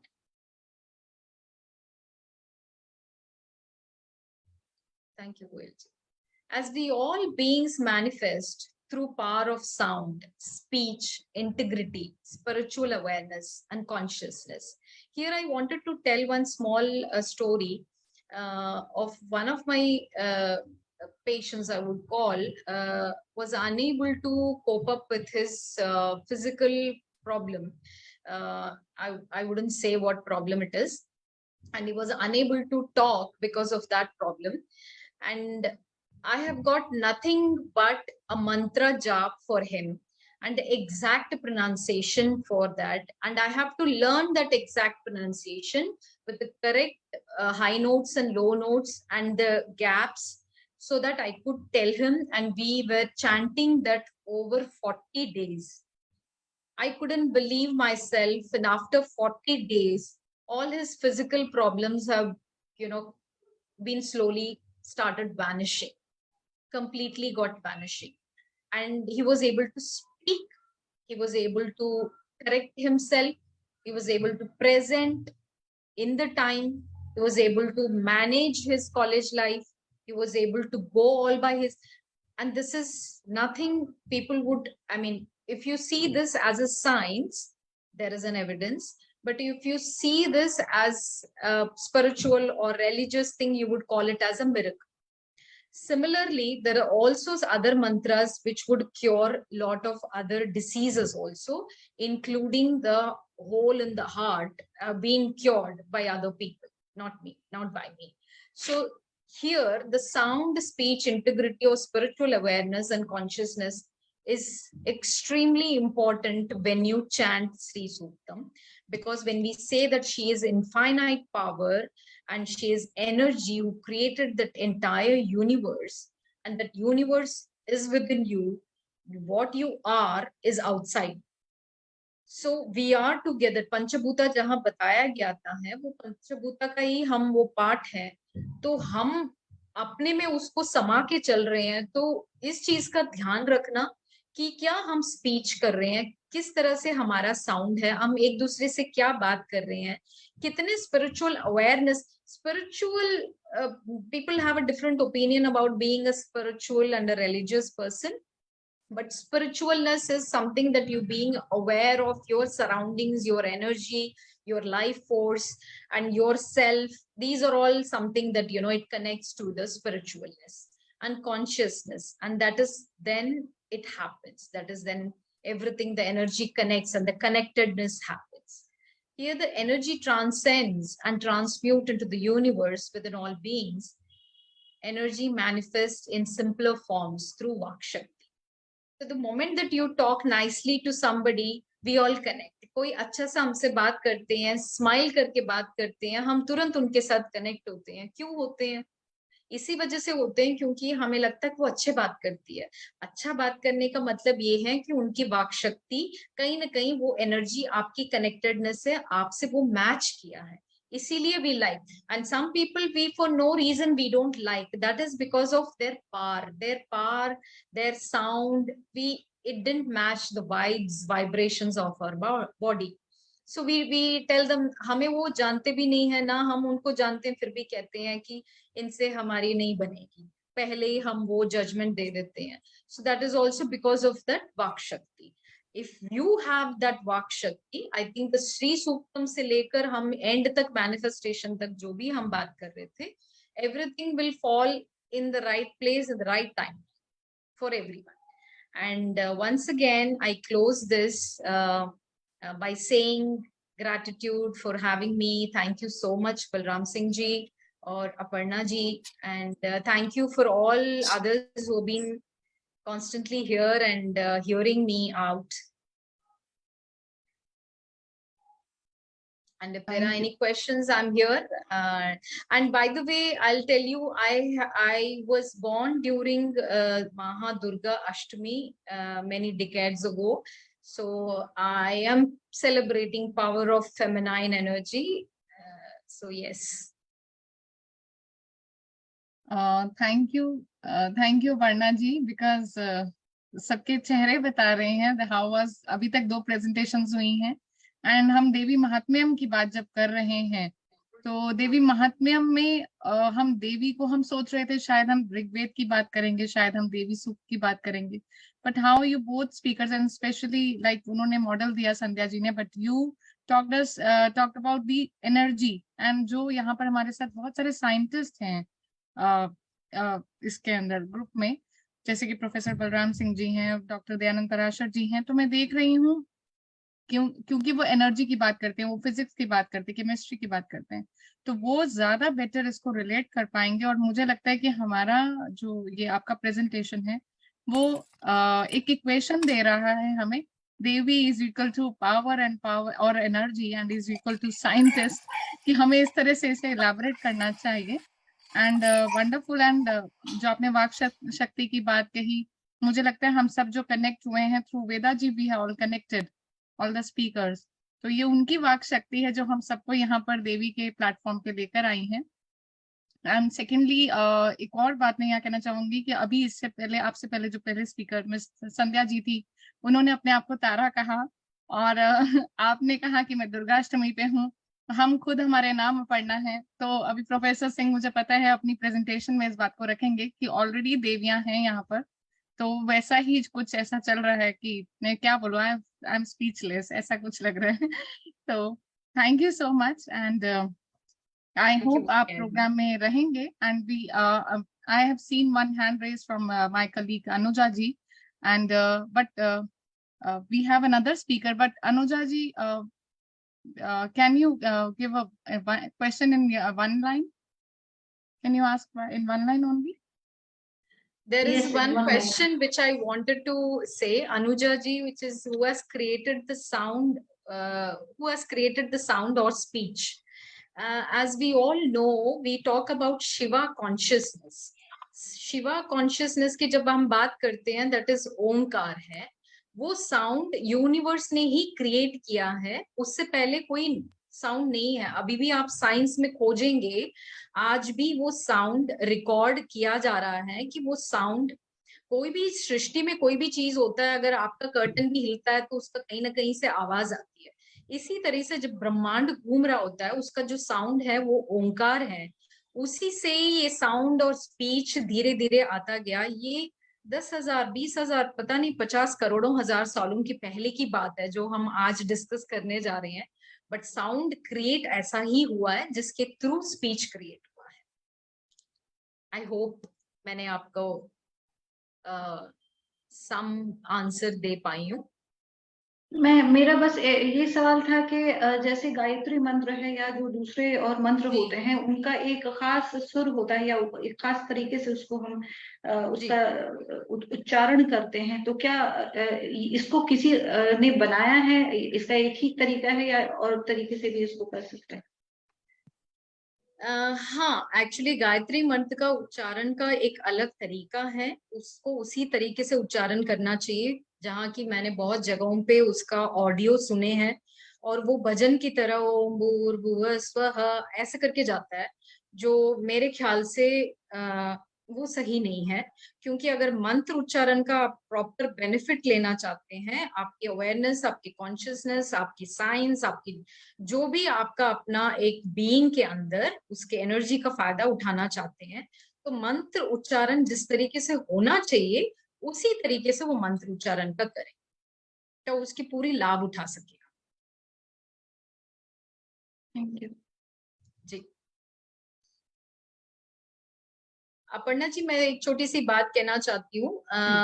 एक 4 साल का research जो है मैं करना चाह रही थी, हालांकि मुझे वो 4 साल बहुत टाइम लगेगा उसको प्रॉपर एक मॉडल बनाने के लिए, लेकिन मैंने प्रेग्नेंट विमेन 2 लोगों का एक ऐसे मॉडल बनाया है और उनके साथ मैंने ये किया है कि जहां मंत्र उच्चारण और उनको पहले से ही प्रेग्नेंट के टाइम से ही वो करते जाए, क्योंकि मेरे घर में ये सब मैंने देखा है और इस वजह से कि मेरे को इसमें इंटरेस्ट आया था। और वो 2 प्रेग्नेंट लेडीज, एक मेरे घर से ही है और एक बाहर से है, उन दोनों के साथ ये करने के बाद मुझे पता चला कि वो 4 साल तक हम उसको ले जा सकते हैं।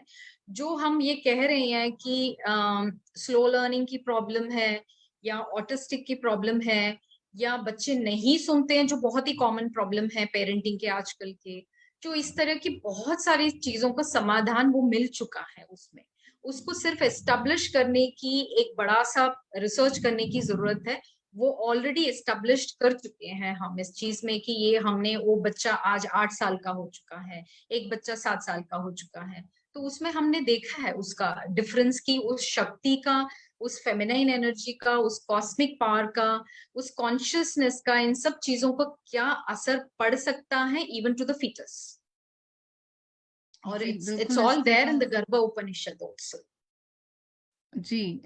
Even in my home only, my bhabhi is expecting, so she is attending Garbha Upanishad classes also. Oh, nice. So they are teaching this only, as you are telling. So this is how our Bharatiya culture is like that, and हमें उससे जुड़े रहना चाहिए अपनी परंपराओं से। यही सब हमारे यहाँ के कार्यक्रम से भी पता चलता है, और आप सब जैसे स्पीकर्स हमें बताते हैं तो ये और चीज हो जाती है, क्योंकि you are doing it practically. We are just learning through books, but you are doing it practically. Thank you so much Aparna ji for being on the program. And now it's time to invite the third speaker of the day, and we have among us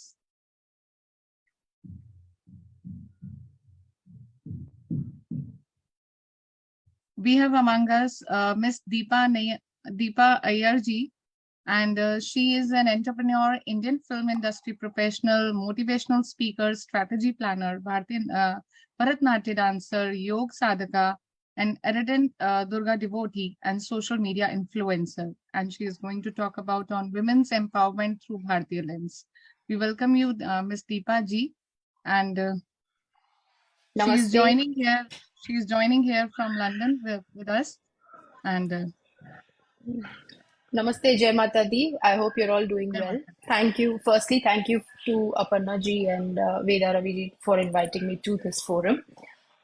Sorry, I just walked in after my Navratri Ashtami rituals. I still have my little kanyas at home because it's still afternoon in London. So I'll quickly come to the topic. Why I thought of speaking about women's empowerment through Bharatiya lens. क्योंकि ये जो 9 दिन है, ये नारी शक्ति, ये स्त्री शक्ति के 9 दिन है.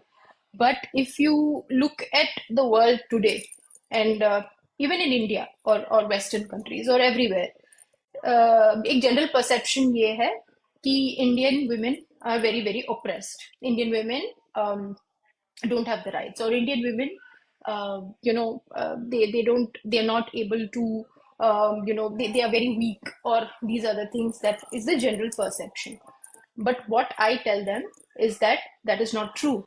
According to the real Hindu Sanskriti or the Sanatana Dharma Sanskriti, if you really look at our culture, and if you take a look at our scriptures and the way our festivals have been designed, these festivals have been designed. We Indians never needed feminism because our women are already empowered. हमारे यहाँ पे हमेशा से जब भी कोई पुरुष का नाम लिया जाता है उसके पहले स्त्री का नाम लिया जाता है, and this rule applies even for the gods.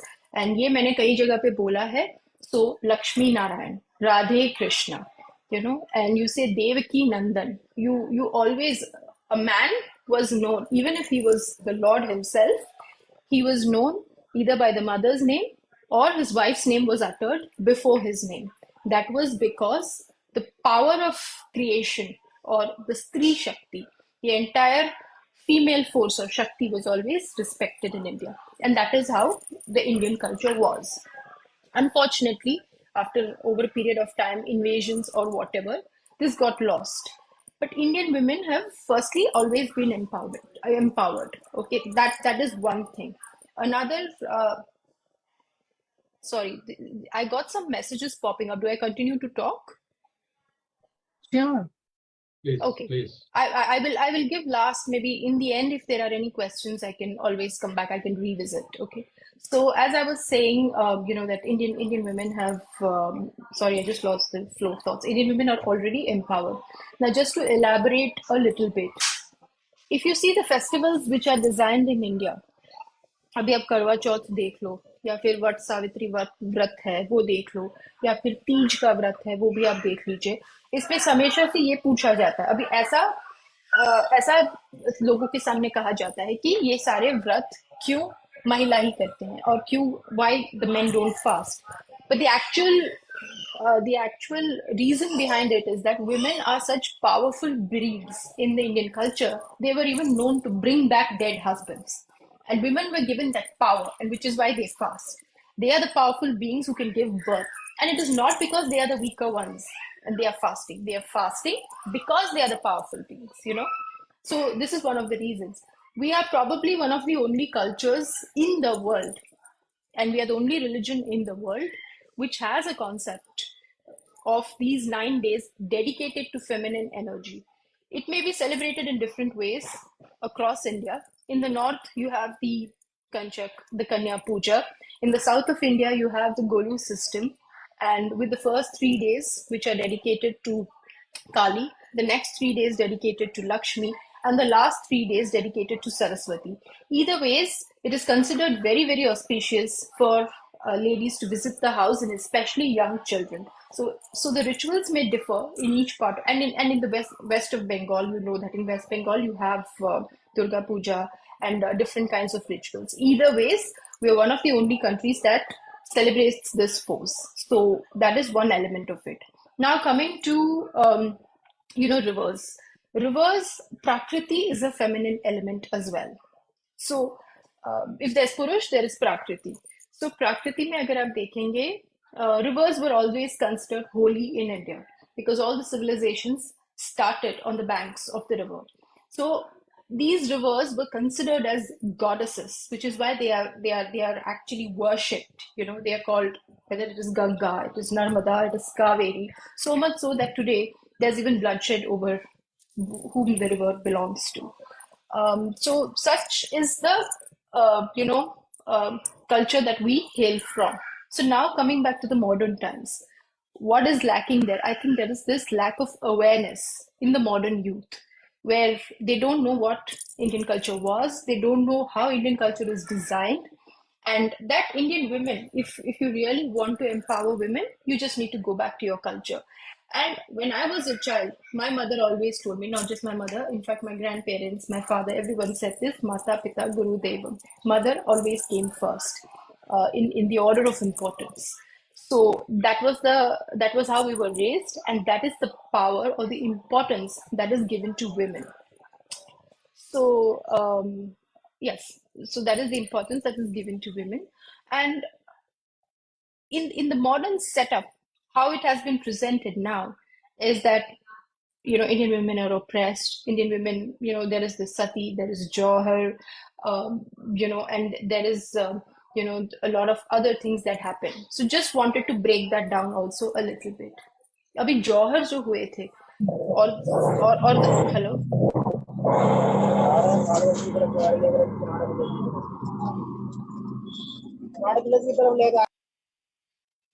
Sorry, can I continue? Sorry for the disturbance. Yes.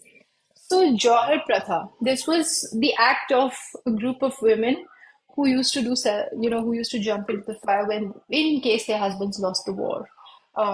As you may have heard about, you know, Rani Padmavati and a lot of these ladies. Why did Johar start? Johar did not start. It was not a Hindu concept. It was a concept that evolved after the invasions and after a lot of you know, ladies. A lot of, sorry, I was just reading the comment. Someone sent a comment. A lot of ladies had to were forced to go through a lot of you know, atrocious conditions that they chose death. Just to break it down a bit, because even after Padmavat release or the, you know, the story of Rani Padmavati has been shared, a lot of people comment that why is this that women have to go through honor killing? Why is this that women have to be put through this? You know, so just to break it down, what kind of atrocities were you know, the women were put through?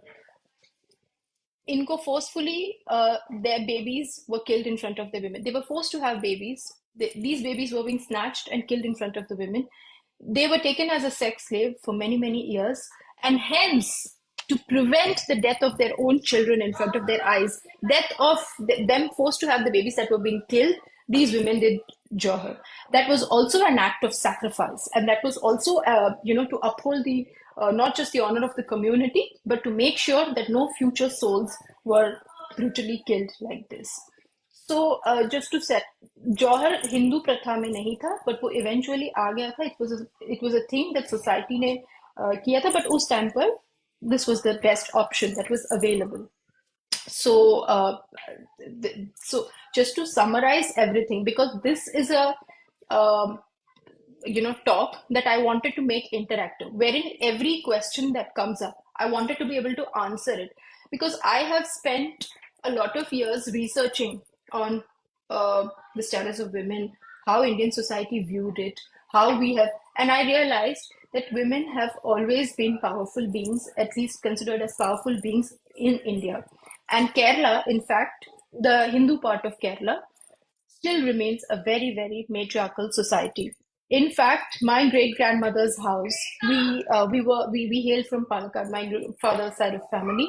She was the matriarch of the house, which means that till she was alive, she lived up to the age of 99.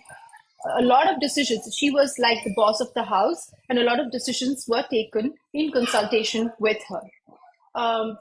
Other than this, also, I wanted to talk about menstruation. Sorry, I missed that topic because I had prepared that as well. Menstruation and women.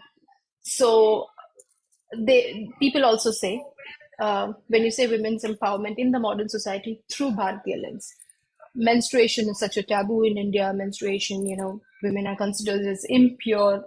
So no, that is not what it is. Women have never been considered impure. There is Apanavata, which is the downward movement. It comes through when you release something from the body, like your bowels, the waste from the body, when a woman gives birth and when she's menstruating. So when there's a downward movement, and Shakti is at the lower part of the body. Now, when you go to a Shiva temple, or you go to the Ayyappa temple, or you go to any temple of a male god, Shiva is here, any temple like that, the energy flows upwards. That would actually interfere with the body's natural energy flow. This was actually metaphysics, which our ancestors knew very well. And all our temples, these are not like modern day temples. These are temples that were built thousands of years ago. They were built at geometric points with the correct energy concentration. A lot of things were checked. So much so that, as you may have known, the Char Dham and the Jyotirlings are all not the Char Dham, the Jyotirlings are all in one line. And the Char Dham each has a different significance, has the energy. When I go to my Kuldev Mandir, which is the Vaidishwaran Koil, that also has it is considered as a temple to cure people of illnesses. And it is more not just belief, it is the energy of the temple that cures people. So all our ancestors knew these things, and which is why they built temples in a certain way. They were built at a certain point. And each temple has male energies and female energies. And hence women were prevented from going to certain temples. They were never prevented from going to Devi temples, but over a period of time that practice came into existence as well. So women were not actually oppressed. They were still respected. And if you see, even in the Ayyappa temple, women only in the reproductive age. So I have gone there as a kid. I was about 7-8 years old.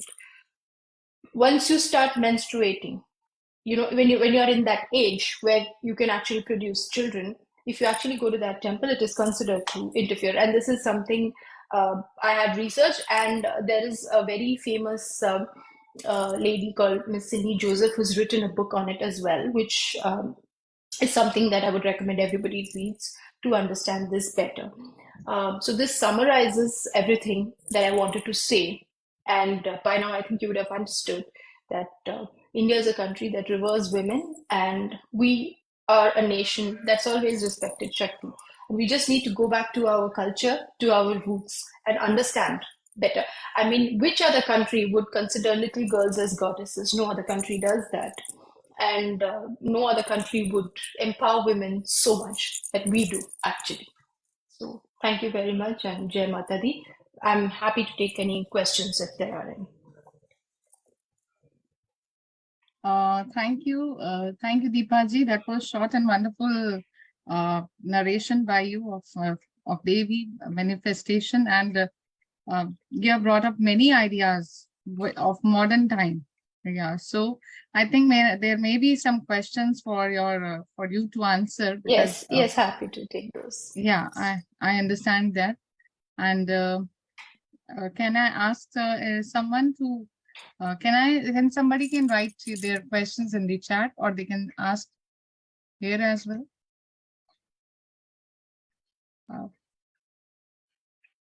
Maybe perhaps I can start with some question.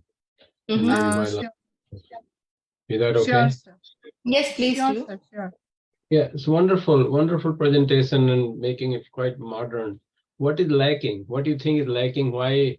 You said something like, invasions created some things, but somebody failed somewhere, right? I mean, with this all great.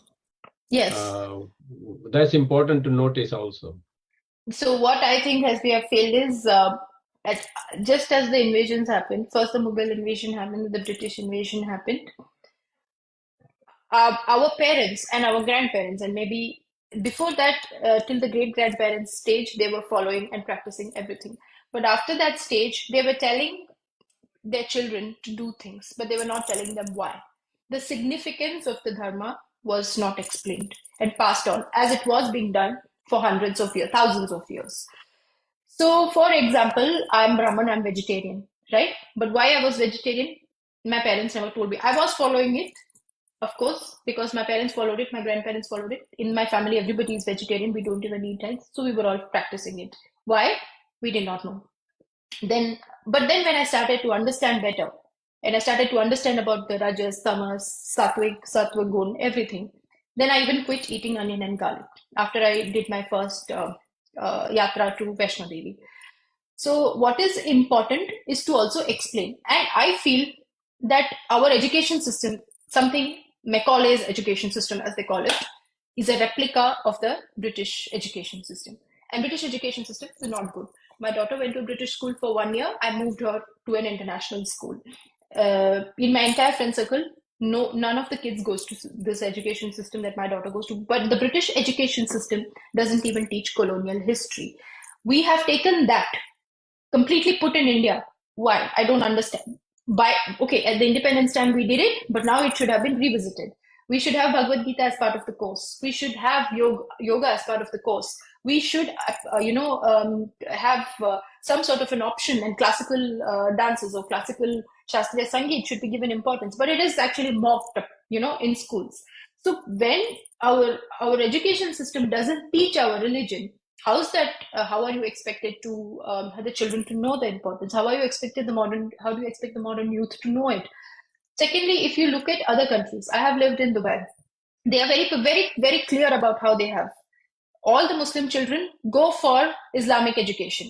All the Muslim children go for the Quran education. And if you see, the Muslim children at the age of 4 and 5, they start getting initiated into the religion, and the Quran is being taught to them. That is not happening in India. It needs to be done. Which means that when you're sending the child to KG, the child is learning A, B, C, D, E, F, G. The child needs to also learn Sanskrit and shlokas. It is equally important. Unless you teach them that, they are not going to be able to understand a lot of, because these are things you need to start at a very young age, teaching them young. This is what I feel is lacking, in the Indian community. And I'll tell you, Indian community also has a lot of inferiority complex. I live in London. I see people of different nationalities. The French speak to their children in French. Turkish speak to their children in Turkish. Spanish people speak to their children in Spanish. Indian people speak to their children in English.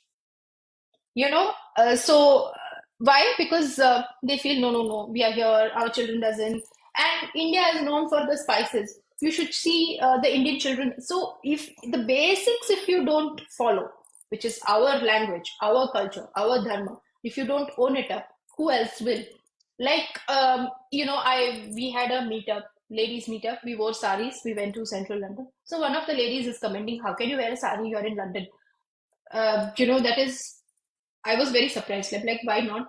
I mean, is there a rule? I said, did the British people make a rule? Is there a rule that says and if somebody says that, we can say back, they ruled our country for 200 years. They have no business pointing to what we are wearing. So, these are I feel overall Indians lack that sense. And I have friends, we do the Haldi Kumkum at home. We did it today also, but when they leave or when they're going out, they just rub it off. They don't want to show this thing. But I'm very proud of the Gujaratis who live here, the Swaminarayan sect especially. So many of them, they wear that namam and they wear the tilak, and they are everywhere. I think that is one community you need to really, really, because they're very particular about, and they know what they're doing. They are very particular. I attend the Bhagavad Gita class. I'm only non-Gujarati, but I understand because I am from Gujarat as well.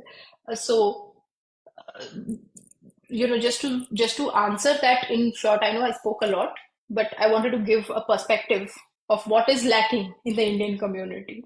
So I hope that answers your question. Yeah, since we have a little bit of time, I will maybe engage with you. I have a daughter maybe of your age. So I have 2 daughters and a son. And, they're all born and brought up in the United States. What I was, I think, I understand this confusion and, British ruled us and we got invaded. But since you were talking and other 2 speakers also spoke very highly about this world is really brought out by women. And that's Shakti, that women doesn't mean just like, we're talking about, it's not just the anatomical women. You're talking about really the metaphysical women, mothers, whatever Shakti power is. Where did they fail?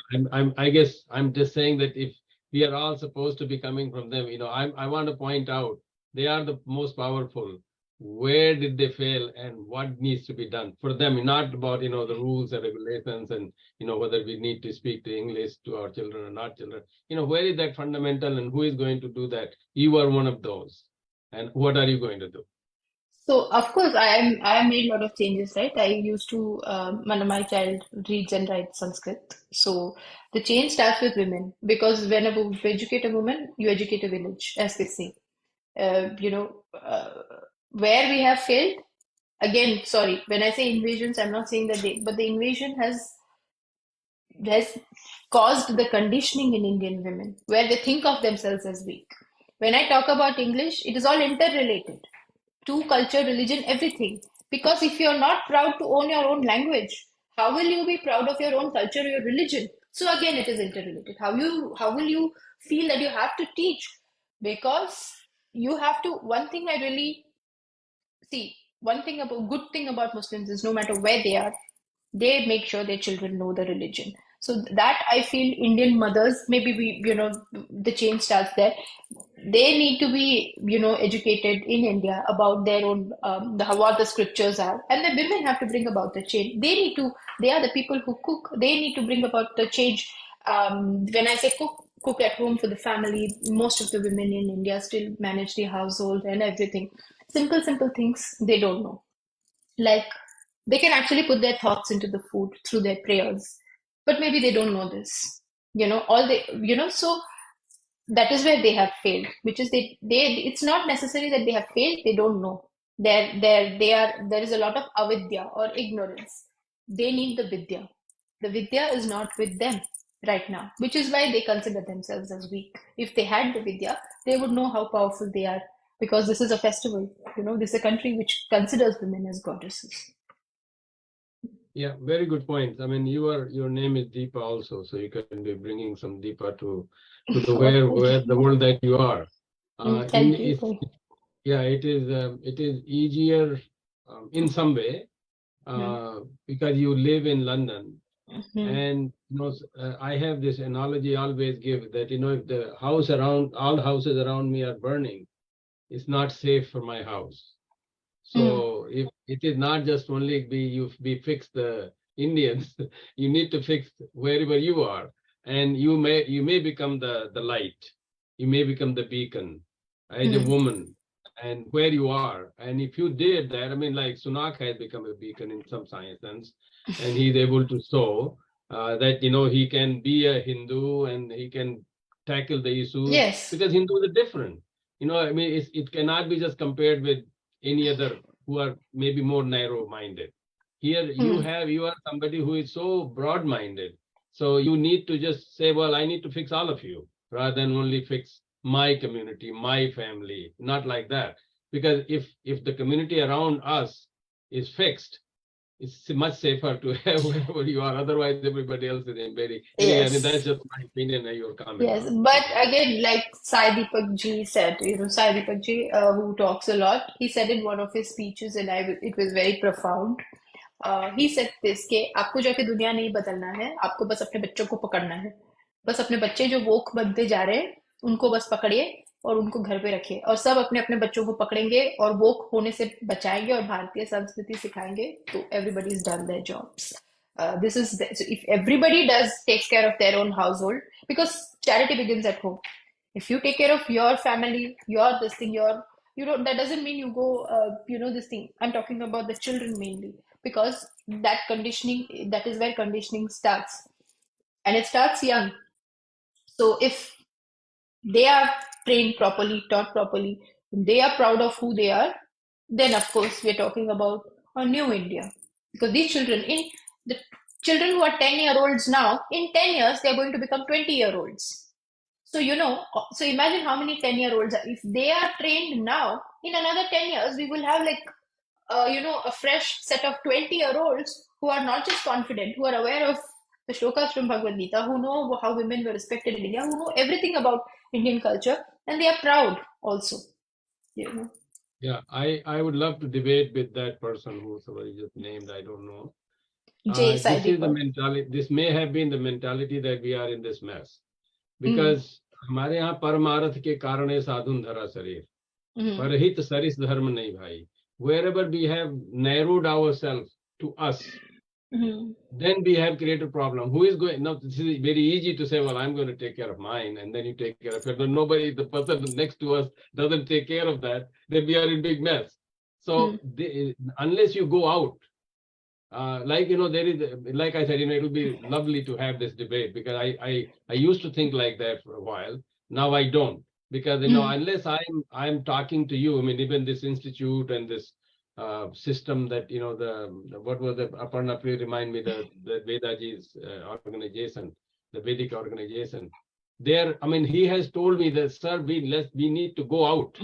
Wherever we need to go out, we need to fix it. Ram had to go to Ravan in Sri Lanka to fix it. he could have very easily get Chitrakoot and, you know, not do anything, and then just fine, after 14 years he would have been back.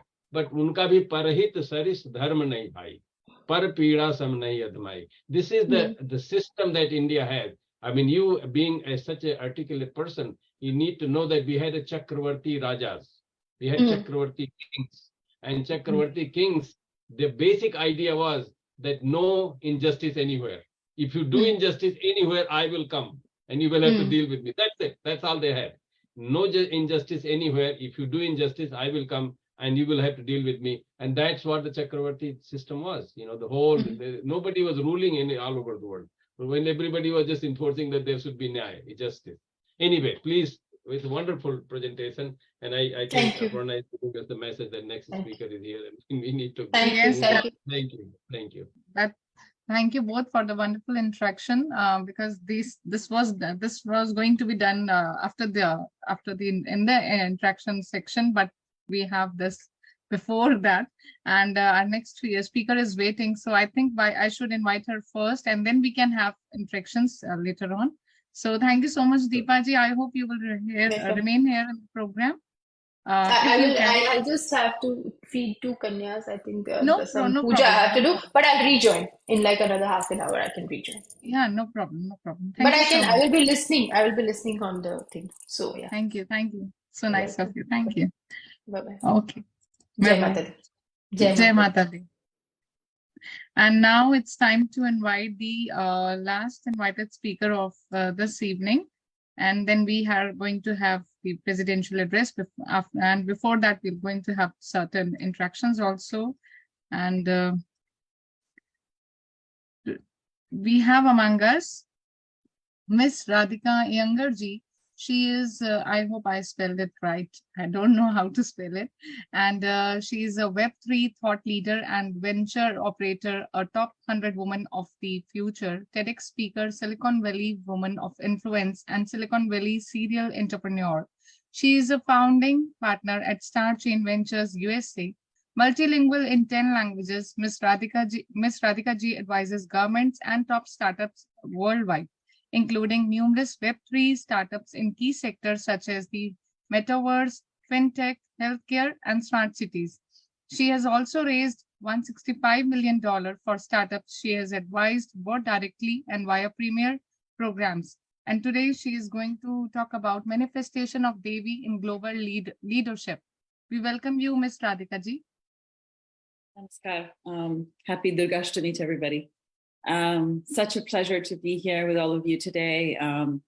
I wish to give my thanks to Swamiji, first of all, to invite me to speak and to join you all in this discussion today, and to you, Aparna ji, for all of your efforts in coordinating and putting this wonderful program together.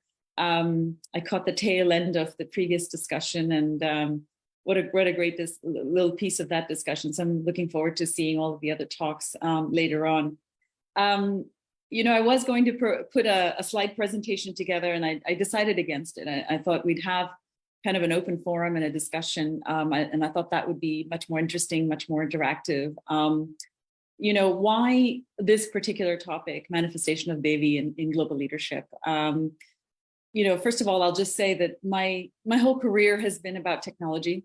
It's been about finding impactful uses of technology. This is going to date me a little bit, but I've been around in technology for decades now. And the moment when I started my path in technology was at the inflection point of analog to digital.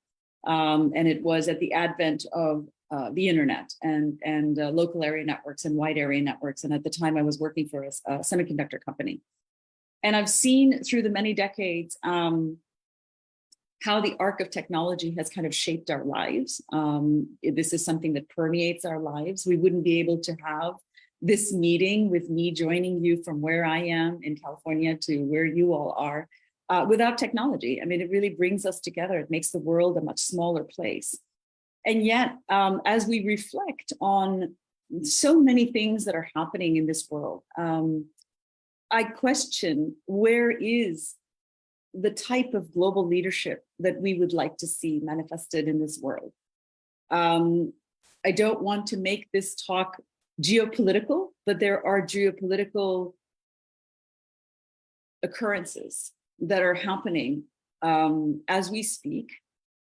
And I wonder if those leaders who are making the decisions that they're making think about the impact that of what they're deciding to do has on so many people's lives. We're talking families displaced. We are talking people that have no home, that have to think about where they're going to have access to food or to water or basic things.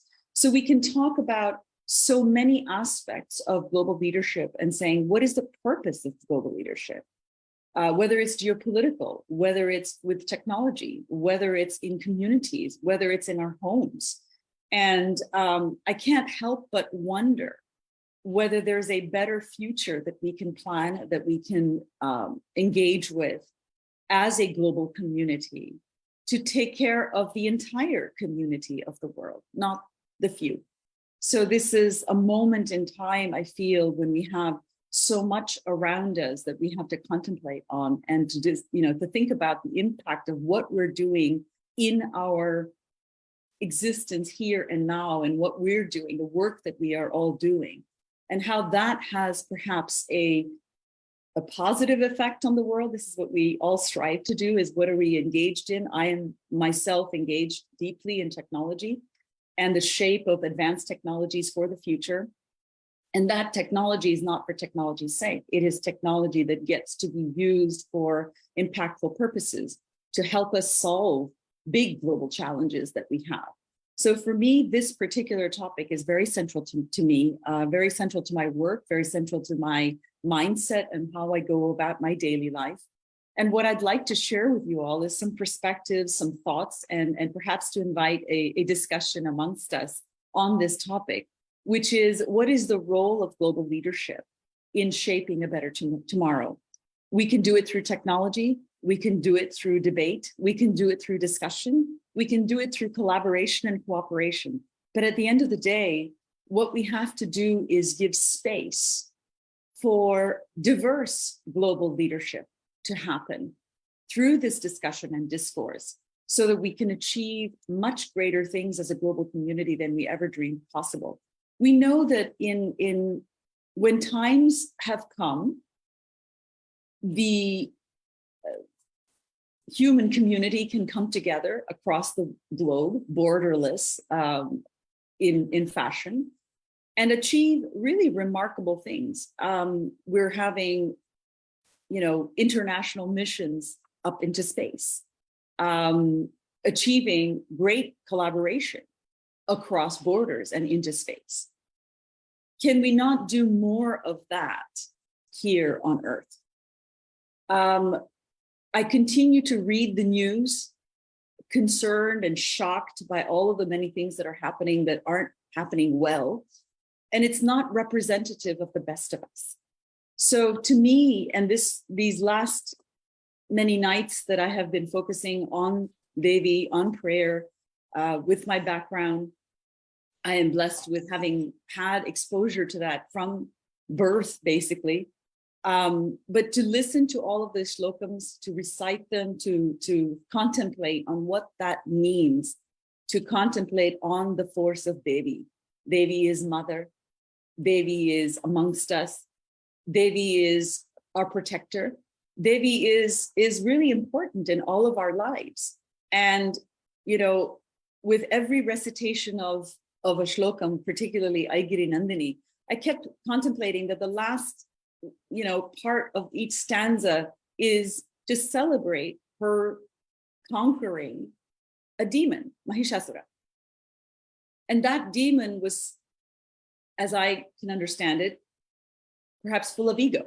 So this is somewhat symbolic, I would say, that she came in to vanquish a creature who was full of ego, full of their own self.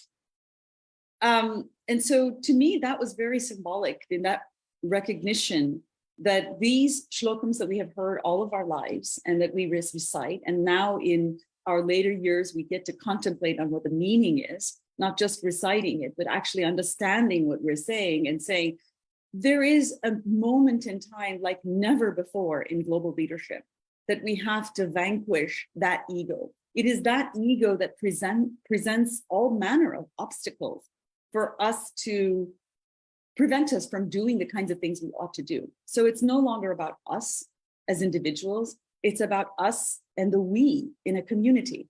I often speak about this in my work in technology and talk about the importance of diversity, equity, and inclusion in everything that we do. Because by having these diverse voices, and I'm not just talking about men versus women, this is diversity in its spectrum of diversity, because we know that in that spectrum of diversity, we can have different perspectives, different lived experiences be represented at the global stage. And whether we're talking this global stage through technology, whether we're talking the global stage in our communities, whether we're talking the global stage in our homes, whether we're talking the global stage at geopolitical levels, we have to understand that there is a need more than ever before to have representation at all levels, to have our diverse voices be heard, to have our diverse faces be seen, and to celebrate that diversity. If not that, then we would not have Earth. Earth's greatest asset is biodiversity. And that diversity is super important if we're going to achieve the kinds of things we ought to achieve for a better future for our children and their children.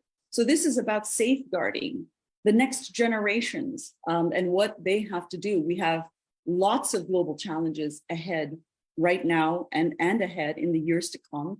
But if we don't have the will to come together as a global community, to set aside our egos and to walk through those doors of opportunity and say we can actually combine efforts, we can actually link arms and link our hands together to accomplish a greater purpose, this is the kind of thing that I'm thinking about. I have been speaking for some time now in other forums about the need for a diverse global leadership. If we look in geopolitical terms, because those decisions have great effect on all of us, we can think about, well, who is the G7? And last year when I looked at the image, there was only one woman at that G7 table, and that is Ursula von der Leyen, who is head of the European Union. Where are other voices? You know, how do we see greater representation? How do we see greater diversity come about in circles where it matters, where will to do something or not to do something impacts all of us across the globe? Where do we have the leadership in technology, which is still dominated by the few, not the many? How do we balance those equations so that we result in a leadership that is truly representative of all of us? In my work, in part of my work, we launched a very important initiative last year called the Astro-Sapiens Project. It's a name that we came up with because it kind of represents our point of view. Our point of view is shaped by imagining what we would see when we go out into space. It's called the overview effect. So when astronauts, and I have not been to outer space, but astronauts go into outer space, and when they look back on the world, what they see is one world, pretty fragile actually as an ecosystem. And it's called the overview effect because they kind of look back, and it's a very profound moment when they realize that we are all in this together. We live on a very fragile world. one among perhaps others, but we don't really know of others just yet, like ours, at least. They may be different from ours. But we have this opportunity, and when they come back to the earth, they're very changed in their perspective. And sometimes I wonder, in the face of global leadership, is that what it's going to take? Is it going to take for all global leaders to be able to spend one moment in outer space, looking back at Earth and saying that the work that they do every day is a manifestation of not just Devi, a manifestation of all of the goodness that we would like to invoke?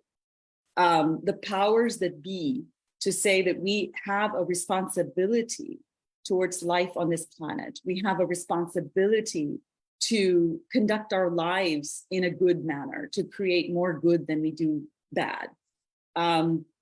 We are not perfect, but we can learn through our mistakes. We can learn through our experiences and continue to grow through our experiences and learn from one another and celebrate one another in our diversity, to do the kinds of things that we are born on this earth to do, or can be born on this earth to do. All of us have a calling in different ways. And so for me, that contemplation of how do we look upon the world as one world? How do we unite rather than divide?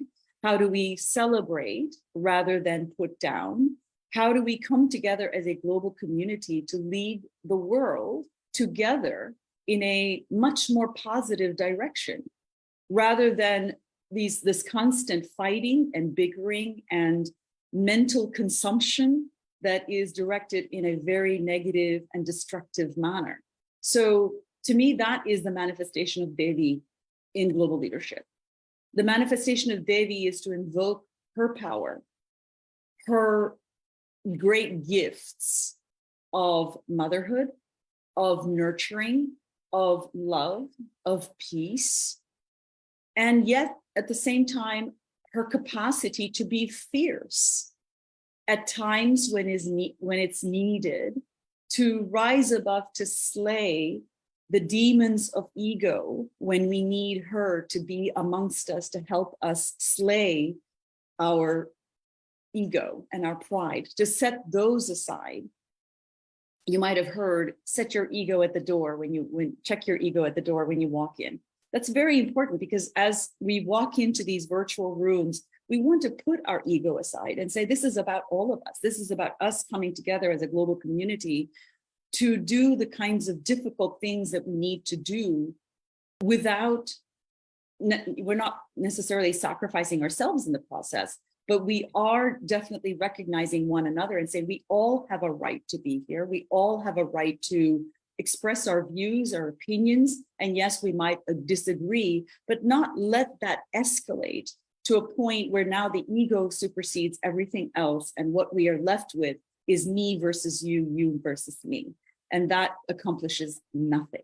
So for us, it is time to set aside our ego in global leadership. And this past week, as I have been contemplating on what this means to have Devi's presence amongst us, it's to invoke her guidance and her spiritual light in helping us achieve things that we can't even dare to dream possible. But if we can combine our efforts, maybe these are impossible on our own, but if we can join hands and if we can actually come together as a global community, we can invoke the presence of Devi, we can invoke her guidance and her light in our lives to help us lead us to a better place. And that actually has to come with setting aside our ego, with setting aside everything that is about the individual and recognizing that we can do more as a global community. So for me, that manifestation of Devi in global leadership is about setting aside our egos to come together as a global community, to realize that all of us have a place here. All of us have voices and faces that need to be seen and heard. And all of us have a responsibility to work together for a better tomorrow. And the kinds of challenges that we are faced with really transcend all of us. There's no way that any one of us by ourselves can actually accomplish anything. So this is an invocation more than a discussion on things. It's an aspirational thought, I would say, in this talk that I wanted to share with you. Just my own reflections and my own thoughts about what I have been contemplating on, particularly in this last week. As we have been celebrating Navratri, is to celebrate what it is to have Devi to guide us in this purpose, into a higher purpose in life, so that we can actually set aside our egos and come together as a global community to achieve the most difficult things that we have amongst us. We are definitely at a unique point in time. You know, like with everything else, and most of my life has been about technology, I would say, there is a great challenge, but at the other side of that challenge is an opportunity. And so being the always a serial entrepreneur at heart, for me, the DNA is if I see something that doesn't exist, I go build it. If I see something that is broken, I think about solutions and how we can fix things. So to us, I think as we go about our daily lives, I think for us, that global leadership starts at home. It starts with the right kind of leadership we would like to be an example to our children. Yesterday, I had the most remarkable conversation with my son. He is in his late 20s. And he told me he's exploring yoga, he's exploring, you know, music and rhythm. And he told me something that was so profoundly amazing. And I had to stop to think to myself and said, you know, when I was bringing him up, I thought, and my other son too, both my children, I wanted to tell them about the things that they should be thinking about, right? But at some point, you have to let them go and find their own space and find their own lives. And what he shared with me yesterday is that the things that he's exploring today, he said, you know, I'm really proud of my heritage. And that to me spoke volumes, because we are all born with a certain heritage. And if we can step into these moments in life being proud of our own heritage, of the good that we have, and then to use that heritage to do something that is better, something that is bigger than just ourselves. That's an important thing. So I was very happy to hear him say that he was embracing his heritage and that he was looking forward to more exploration on this and that he felt blessed to have it. That was a really meaningful moment just yesterday. So I think that as we, you know, raise our children and they might be little and you might show them certain things, you might recite certain slokams with them at certain points or sing a devotional song with them at certain points. It's later on in life that meaning actually becomes much more palpable. And so the reflection that I've been having for the last few days now in Navratri has been about invoking the goddess, invoking the Devi within us to help us accomplish the bigger things in life, to set aside our ego, to slay our own Mahishasuras within, so that we can actually walk through these doors and say, what can we do together as a global community? So I think that's my last sort of statement, is that I want to invoke that Devi in all of us so that we can actually come together as a global community to solve the many, many big challenges that we have, and that hopefully we can do so for the better for all of us. So I think that was my concluding remark. I wish to thank Swamiji for your great Ashirvadam and your guidance in bringing about this program, and to Aparna Ji for making this possible, and to inviting me to share my thoughts with all of you. Thank you. Thank you so much, Radhika Ji, firstly for joining us early in the morning. That is, I think, around 7:30 a.m. Yeah, it's 7:30 now, yes. 7:30 a.m. And that's very difficult to be, you dress up so beautifully, and especially for the occasion. And and also you talked within your time limit and very short and sweet, sweetly, very sweet in a very sweet manner. You tell us about how we can have the leadership qualities of Devi in us by setting apart our egos, and also by walking towards the opportunities we have in our life, and manifestation of our abilities. Our own abilities is actually the manifestation of Devi in all of us. So that we have learned from your presentation. And I think without wasting much time, I should invite our audience for the interactions, so that we can have a view of President, our chairperson also in the last. So I invite other speakers and the audience, if any questions there.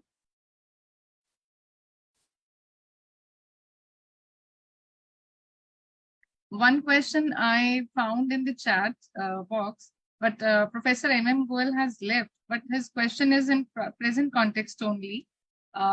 If you have how to stop misuse of domestic violence by some women against men, because we are talking about that Nari is Shakti and Nari is having all the abilities and everything, but today in modern era, if we read newspapers and other things, we found that some Nari Shakti is using their powers in a negative sense also. So is that fine?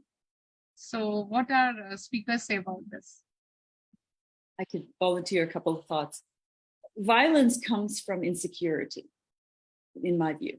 I believe that it's an act that supposedly makes that person who is the aggressor in that act feel more powerful, and makes the person who's receiving that aggression feel weaker.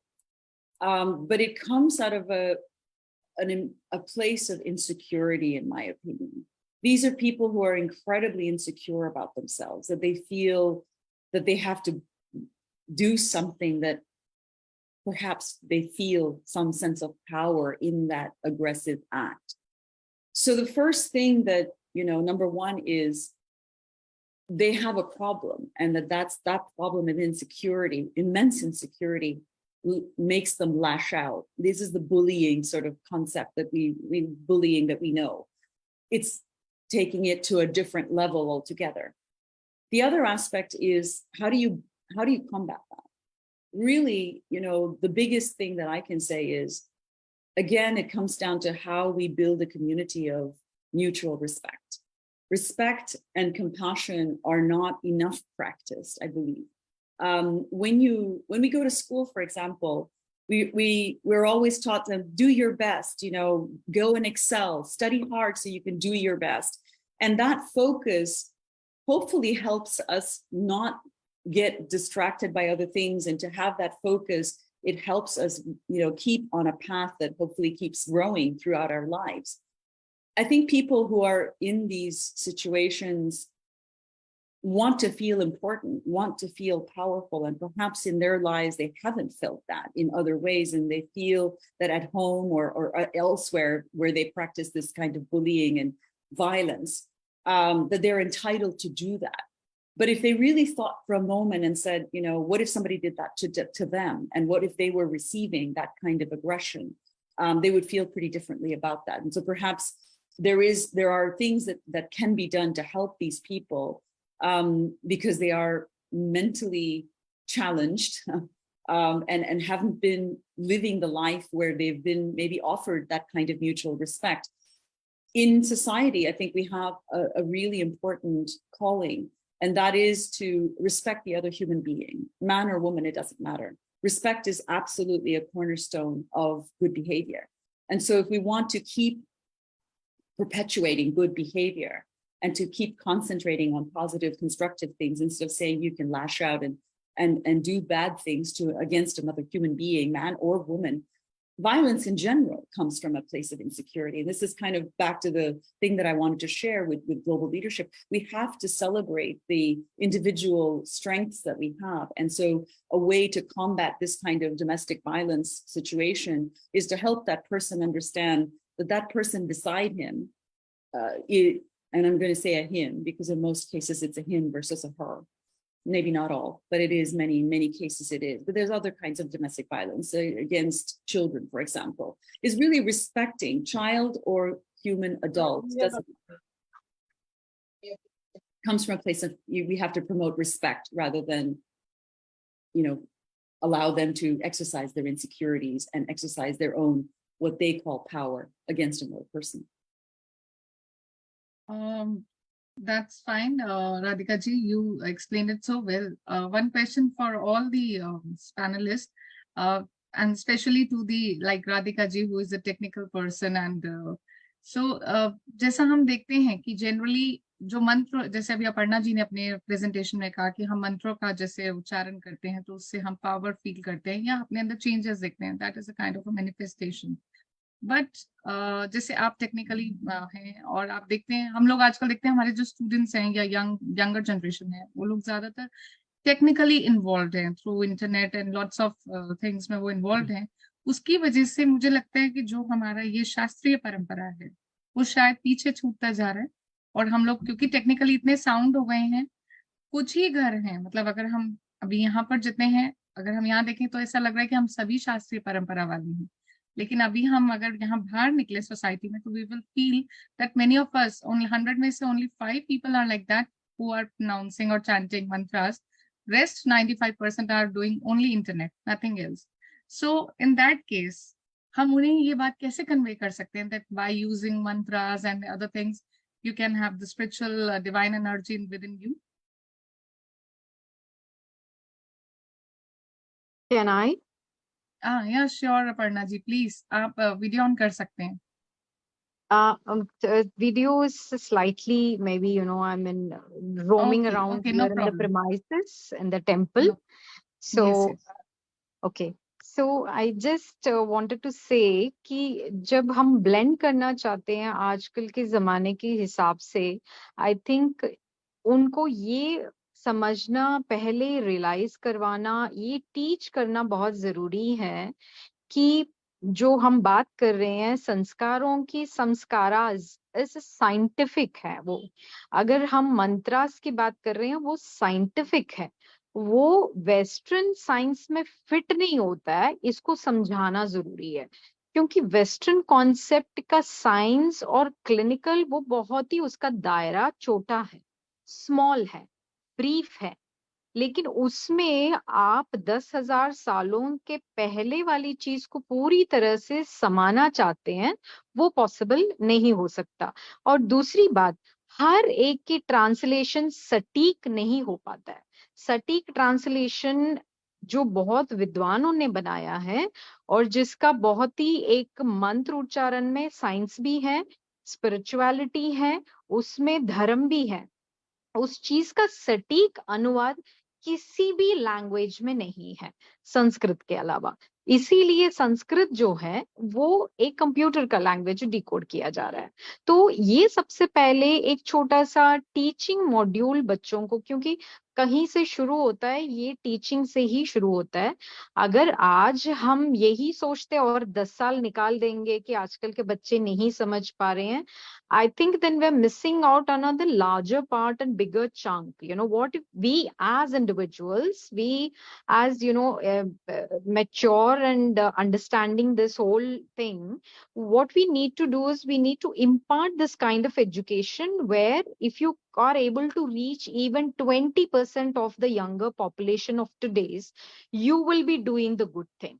Because the education always carry forward the message. This is something very important because I impart this in all my training programs, which which has given a lot of significant amount of understanding in the younger generation.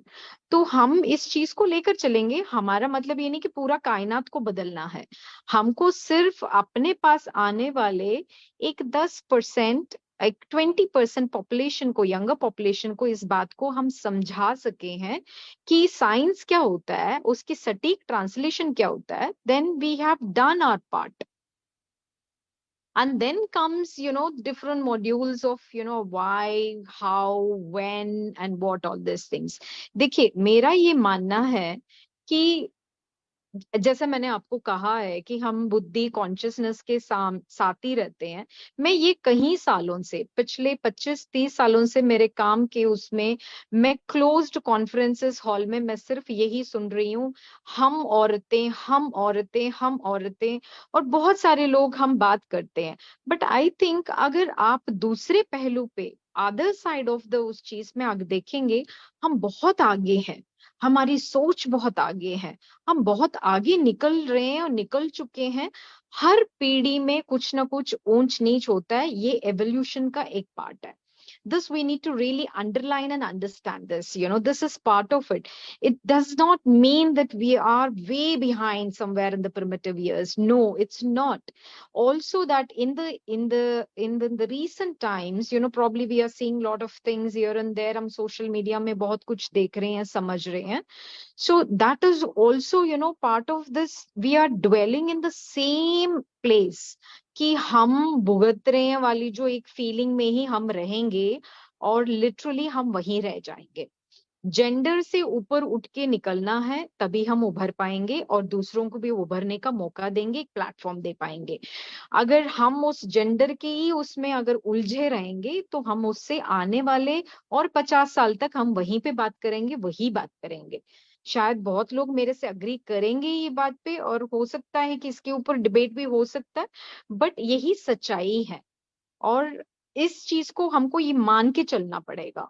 मंत्र उच्चारण is a science. जो आप बोलेंगे वही वो समझा जाएगा. मंत्र उच्चारण साइंस है, और वो साइंस 100 साल पुराने, 200 साल पुराने साइंस के सटीक परिणाम नहीं दे सकता है. जी I hope it made some. जी, मुझे लगता है संध्या जी इसमें ऐड करना चाहती हैं. संध्या जी. हाँ जी. हाँ जी. Two things. For the first question, which I think Mr. Goyal asked regarding what to do if the man is a subject of violence. I think Radhika mentioned a very good point about the insecurity bit. But what I want with the Devi Shakti, see, Devi, the feminine and the masculine of the divine feminine or the divine masculine is there in different proportions in both the man and the woman. And it is so happening in today's world that in order for us to feel accepted, the masculine in the woman is rising in such a big manner that we are wishing to showcase that on the man. That is one thing that we need to be aware, and also educate our fellow women. We can be very powerful in our being as the divine feminine, and yet show the strength by speaking up at the right moment with the right words and being assertive. Aggressive and assertive, as we all know in the corporate world as well, that there is very, very fine line, very thin line. So that is the little point that I wanted to make. And regarding the second question, if you can repeat that, Aparna. I said कि आज के जो बच्चे हैं, children हैं, उनको हम कैसे जो टेक्निकली इतना ज्यादा उधर की तरफ भाग रहे हैं. So that was regarding the technical, right? So it is a question of the mind and the heart. So I do a lot of energy alignment work with individuals, and also training of that. In that process, there are techniques in ancient Red Indians, there is techniques in various ways where the heart and the mind. So now the focus is so much on the intellect and the mind that we have started to develop that. आपका वही question था कि कहीं दिल से जो सोचना है, the ancient practices, all that need a little bit of heart, little bit of acceptance from the youngsters. You would be surprised. I work with a lot of IT professionals in growth and training. I tell you, they are very eager for this knowledge to be presented in the right manner that they can understand. We have educational tech platforms today. The same information, if we can make it in bite-sized, easily digestible educational format, we can spread the word. We don't need to wait 10 years. We can do that in 2 to 3 years. All we need to do is education programs. I know my son, like Radhika was saying, is also older guy. He is educating himself through YouTube videos on every culture of the world. It is not as if they're just watching some film or a movie. No, they are hungry for knowledge. And unlike us, हमारे ज़माने में तो कुछ था ही नहीं. हम तो एक वो wheelers में एक book था on the railway station. I used to be so eager to go and pick up a book because वहाँ पे बस वहीं पे मिलता था. there was hardly any knowledge. Most of it was, either through teachers or parents, or those little booklets, which was their competition success review or some book used to be there. There used to be excess knowledge. So I think we are not giving them the resource to just pick and choose. And I think with people like Radhika, in terms of startups and stuff like that, if EdTech can come together along with our ancient science, and we can create these very simple and understandable modules, we will have a winning value proposition for the youngster. I just wanted to say. Like you said, spread the word. So, मुझे लगता है Devi's manifestation program is like that only, and we are spreading word about Devi's manifestation, and we should हमें ये सब abilities को खुद ही अपने आप से अपने अंदर पहचानना है और उसी को हम आगे लेके बढ़ना है, इम्प्लीमेंट करना है, क्योंकि क्या थॉट्स तो बहुत हैं, बट उसको ऑपरेशनलाइज करने के लिए इंडिया में भी, जैसे देखें आप, नितिन गडकरी जी रोड तो बना रहे हैं ना अभी, पहले 10 साल पहले क्यों नहीं बनाए? Because we actually implemented, not just saying what we are doing. So I think that's very important. बिल्कुल. And now time is running short and interactions are many, discussions, बहुत सारे points हैं हमारे मन में, and this video is be still there on Facebook, remain there forever, and आप अपने comments वहाँ भी डाल सकते हो और इसको बात कर सकते हैं, इस पे discussion. And now it's time to invite the chairperson of this evening, and especially to have more observations and some concrete thoughts on the subject. Let me introduce him. Though he needs no introduction, but still I'm giving a very brief introduction of him. I think my screen is visible. Not yet. So.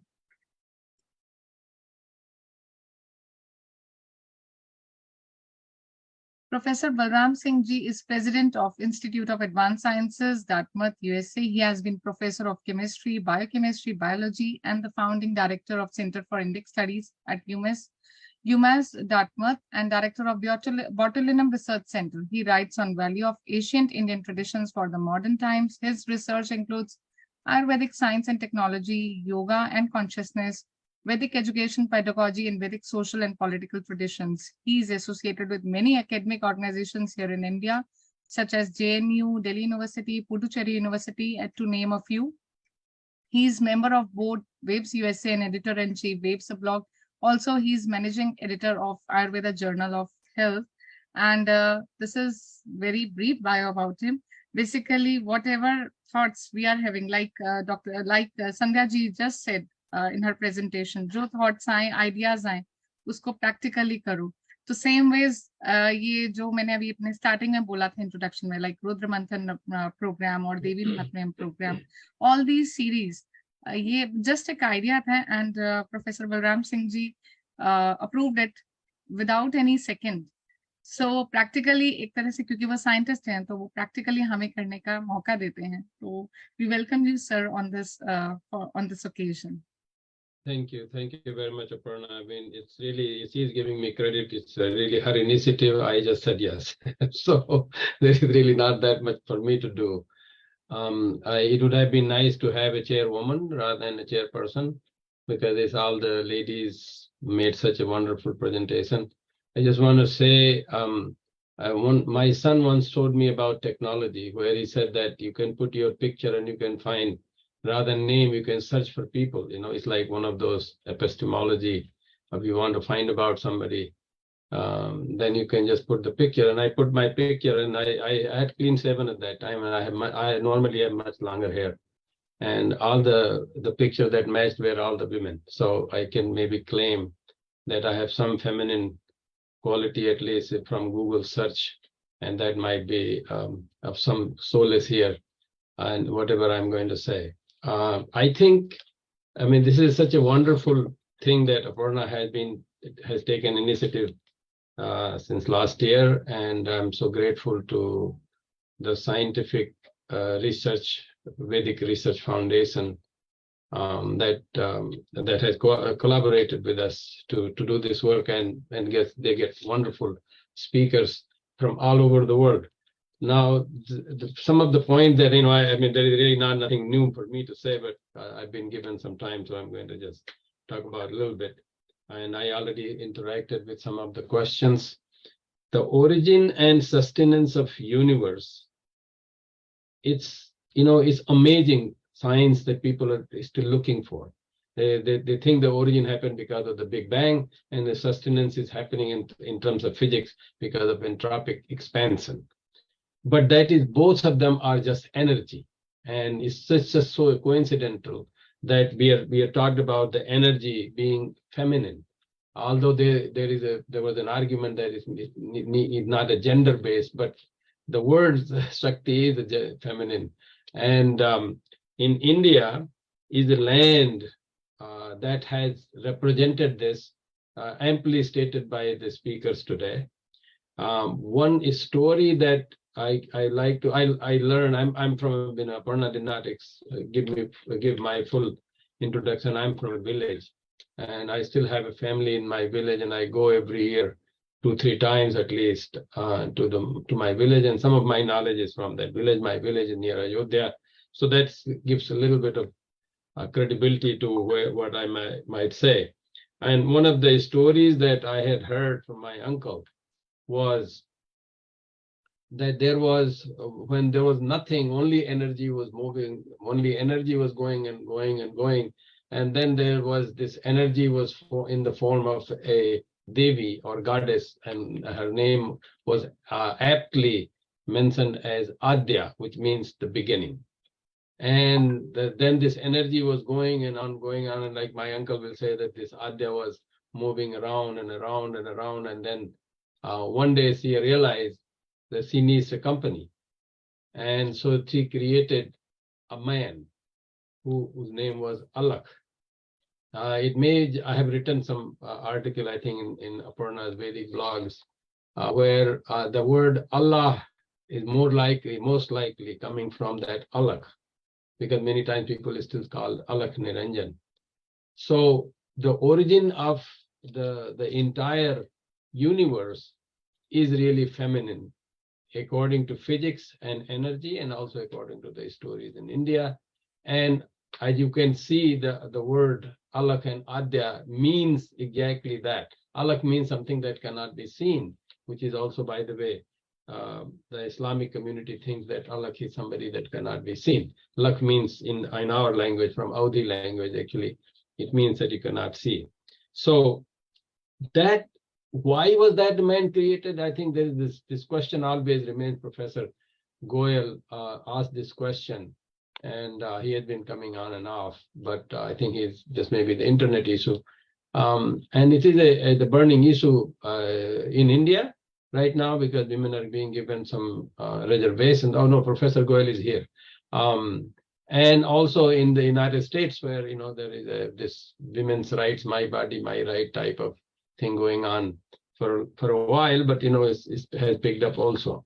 So this men-women issue is always there, and I obviously heard so nicely the explanation from all these 4 ladies about this issue, how to approach it rather than divide it. You find a way to unite it, and there is always, when you have knowledge, there is more unity. So this is very important aspect that we need to consider. And Professor Goyal asked this question. The thing that this is the Durga Ashtami. So Durga Ashtami, I just circulated, and I think maybe all of you also I got inspired a little bit because of people greeting this morning about Durga Ashtami, and wrote a poem. Sometimes I do that. It just comes naturally for some reason. And Durga basically means Durg, which means fort. And so Durga really is something that gives you fortitude, that courage to stand up and what was referred to as kill your own ego. I think it was Radhika ji was talking about that. You rise to kill your own ego. This is a courageous thing to do. Keeping ego is not that great thing to do, but it's courageous to do when you kill your ego. It's known as Hanuman, also means that when you Hanan means to kill, and Man means ego. So you get those powers of the universal powers when you do that. So Durga really basically means that I find the lifestyle in India, there's so many aspects of the lifestyle which has not been highlighted. And I think that needs to be highlighted. And this program that Aparna has started, I think gives that opportunity to highlight and connect people globally and understand various aspects of it. But in India, I just want to say there is a tradition when women are pregnant, or even if they're not pregnant, they're married, and when they touch feet of some Swamiji or some elders, they always give this Asirvad, Putravati Bhava. And I know in my own life, my wife wasn't very happy about that when my mother said Putravati Bhava. So because, that is the time when people were thinking that, if I didn't get a son, what will happen? And especially if you are a little bit sensitive about it, then it becomes an issue. Now, recently, I have written an article that mother's brain has XY chromosome brain cells. And they have found, we're talking about the scientific nature of some of these practices. And they have found that those who do have XY chromosome brain cells, they have less neurological problems. It is a science. And I'm talking here why Adya may have really had Alakh, why Adya created a man. There is a social aspect, there is a geopolitical aspect, there is a battle ready, there is all kind of strategic things, but there is a connection of this energy with what it produces, whether it's a boy or a girl. The girls have their own value. I'll come to that. So there is this connection between a mother and a son, and the son needs to follow. I am so proud of saying that I'm the son of my mother. I've got so many great cultural, traditional, and sanskari type of training from my mother, because everybody's mother does that, or motherly. I live from a joint family, so my joint family, there are several people who are motherly, and they take care of me, took care of me when I was young. And actually, my aunt is still alive, and still treats me like a baby. Whenever I go there, she's always very much concerned about it. And it's so lovely to have that. And that connection is very, very important. Now, the daughter and father is another culture that India has. We just talked about Janaki, we talk about, Sita is one of the names, Janaki, Draupadi. And the interesting thing that I think I learned this, the Devī Sūktam is said by Ambrini, whose father's name was Ambrana. It's like all these daughters which are so close to their fathers, it has been still continuing that tradition. Actually, there have been some study that fathers and daughters who are close, they do much better leadership. So Ambrini is an example of, she's the daughter of Rishi, and obviously, she extended whatever the knowledge was from there to what we are studying today, from Rig Veda's Suktas, that we call it Devī Sūktas. So that is an important thing. And also, even in modern times, I have been told, and I've written something about it, how Bhandar Naiki was close to her father, how Benazir Bhutto was close to her father, how Indira Gandhi was close to her father, and how Margaret Thatcher was close to her father, how Golda Meir was close to, how Hillary Clinton, this series of women, particularly in India, even Hasina Wajed was very close to her father. So in India, it really covers very heavily that women have provided leadership more than anywhere else, even in the geopolitical situation, if we call it. So that culture, to a certain degree, continues, even though it has been polluted with many thoughts that have come and many situations that they had to deal with, including Jawahar and other things that has been mentioned here. Now, the one relation that in India people choose, and they amply discussed here, is the wife and husband. Now, one thing I learned very recently, that the origin of husband is really husband. It's really the person, gharwala jisko bolte hain. तो उसको घरवाला बनाया गया. At least in European context, you can say that they were domesticated basically. It's like, you domesticate animals, so you domesticate men also. And women have been able to do that. There may be some issues that, from time to time you have to deal with, but nevertheless, that's what it is. But not in India. India is known as Dharam Patni. And Dharam Patni means, it comes from the word Dharam Patni, the one who knows Dharam and she guides. And husband is known as Pati, which means honor. Somebody who honors is honorable. So it is very different kind of culture. There is no gender issue here, like, who is fighting with whom and who is getting more power than the other one. And this is an important, I think, tradition that today that can be continued once you understand.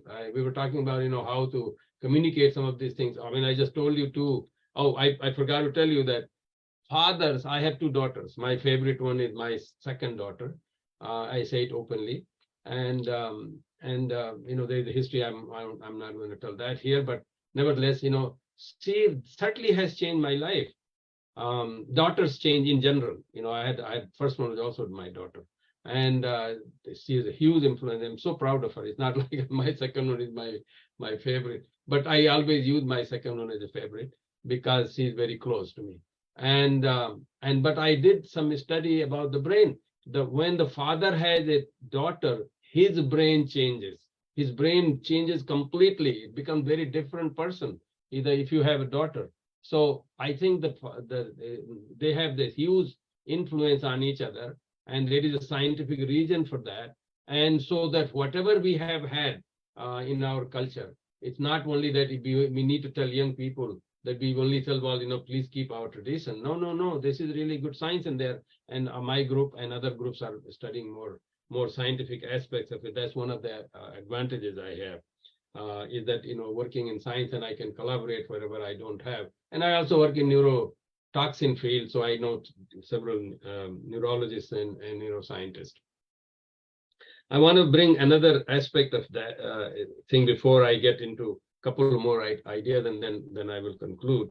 Is that there was a discussion about Garbhopanishad. In Garbhopanishad, so much details are given that modern gynecologists still do not know. How the hell they knew? It must be the mother's information, because mothers can feel it, and that has become a part of science, so that there is a Garbhopanishad. And so many details of week to week to week, the changes that occur and the influence that they have. I written, I think, an article recently that Garbhopanishad, when mother says anything, she utters a word, the baby in the womb stops doing everything. जैसे माँ को माँ का मतलब माँ कुरु वाला है कि जो माँ बोल दी तो फिर चुप, कुछ और नहीं कर सकते आगे. तो ये बात जो है हमारे यहाँ गर्भोपनिषद में, ये अभी आज साइंस वाले ये सब पा रहे हैं. they are doing the scanning, brain scanning and other things. When mother touches her tummy, then the baby starts moving around. So mothers have so much, like ये जो तन्मात्रा की बात हो रही थी, पंचभूत की बात हो रही थी, the sound and the touch has an influence on the baby in the womb. So she has so much sanskar to give right from the beginning, even before the beginning starts, I mean, before the baby is born. There is so much other thing that happens where mother has humongous role to play until the baby becomes 5 or even 7, 8 year old. Father's role starts in general when the baby is completely grown their brain. The 700 million cells have been grown, and they have been pruned, and they have been expanded, they have been connected. There is neuroplasticity that happens where the fathers also have to challenge them. And that is a very complementary role to play. So there is no question of matriarchy versus patriarchy. Many times I have several stories to someday to share with, is that when people, the Western world divides even Tara. I had attended a meeting where Tara was divided as a matriarchy versus patriarchy, when that was not the case at all, actually, as was mentioned earlier, that they were the perfect wives also, the Panchkanyas were perfect wives also. Now, there are issues, I think Radhika brought up about the sari, when you wear sari, somebody, or I think the other the one from Deepa. I think Deepa brought up that in England, people, when they wear sari or something, somebody questions, or when you put on tilak. I should have put on tilak. I did do my agarbatti thing this morning for Devi, but forgot, in rush to come here. But yeah, I think the people have already figured it out. Why I work with botulinum toxin, which is also Botox, by the way. We are doing some research in that area, how the wrinkles are created. And wrinkles are created because you need to activate your brain, certain areas of your brain to memory. And though if you have bindi, you have less. Actually, I'm conducting a research on this. And so maybe one of you can help me, especially the one who have access to the people, especially young women in South India, because there you can find all kind of this, because bindi is very, very important part of their culture. So the dress, the food, and the relations that you keep with people is all managed by women, all maintained. I had an undergraduate student, and he was very, very much puzzled that he went to a cruise, and he said there were so many Indian families. All the men were dressed up in Western, but all the women were dressed up in saris. And he was just asking me, why is that? Is maybe what you are saying is, the things are changing quite heavily in India, including, unfortunately, in the villages. But nevertheless, women are still the beholders of the culture, and they, including the dress. And dress, I do wear sari, not sari, I do wear dhoti. And I know the feeling of it. I also teach yoga. I find that, I'm more aware of my body when I wear dhoti than when I'm just wearing pants. And being aware of your body is the best part of the yoga that you are doing. All the asanas and pranayams, at least those two are really referring to your awareness of your own body. So this is something that is crucial. We need to bring it out. Both, yoga is becoming very popular, and people need to understand the best of it, and the best part of it, and the best way of it, and best goal of it. So I think all that is really all, and interestingly, believe it or not, both in Ayurveda, which I'm involved here in the United States, because we have this journal, Ayurveda Journal of Health, and yoga. 80% of the people who are practicing it are women. Even in the United States, 80% of women who are practicing and open to Ayurveda and yoga are women. That just shows that women are universally the energy behind change. And that change can be modulated by, in my opinion, that we have the connection with India, not only what Radhika and Deepa are representing, being in England and in California, but actually historically, this is something that people do not know. And although I have written some articles about it, is that based on genetics, they have found that 70,000 years ago, people moved from Africa to India, and 65,000 years until 50,000 years, they were in India. So we're not talking about few days, few months. We're talking about people were able to live in India for good 15,000 years before they moved. And it has something to do with the ice age. When the ice age comes, only India is the one place which is safe. Everywhere else, the cold is spread. And because of that, 50,000 years ago, 65,000 years ago, they were settled in India. For 15,000 years, they didn't move anywhere. 50,000 years ago, according to genetics, they went to Arab world. 45,000 years ago, they went to Chinese area.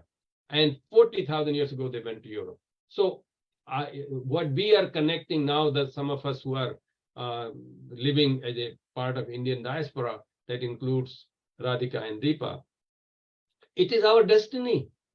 I actually have written, I should maybe advertise my book, A Different Take.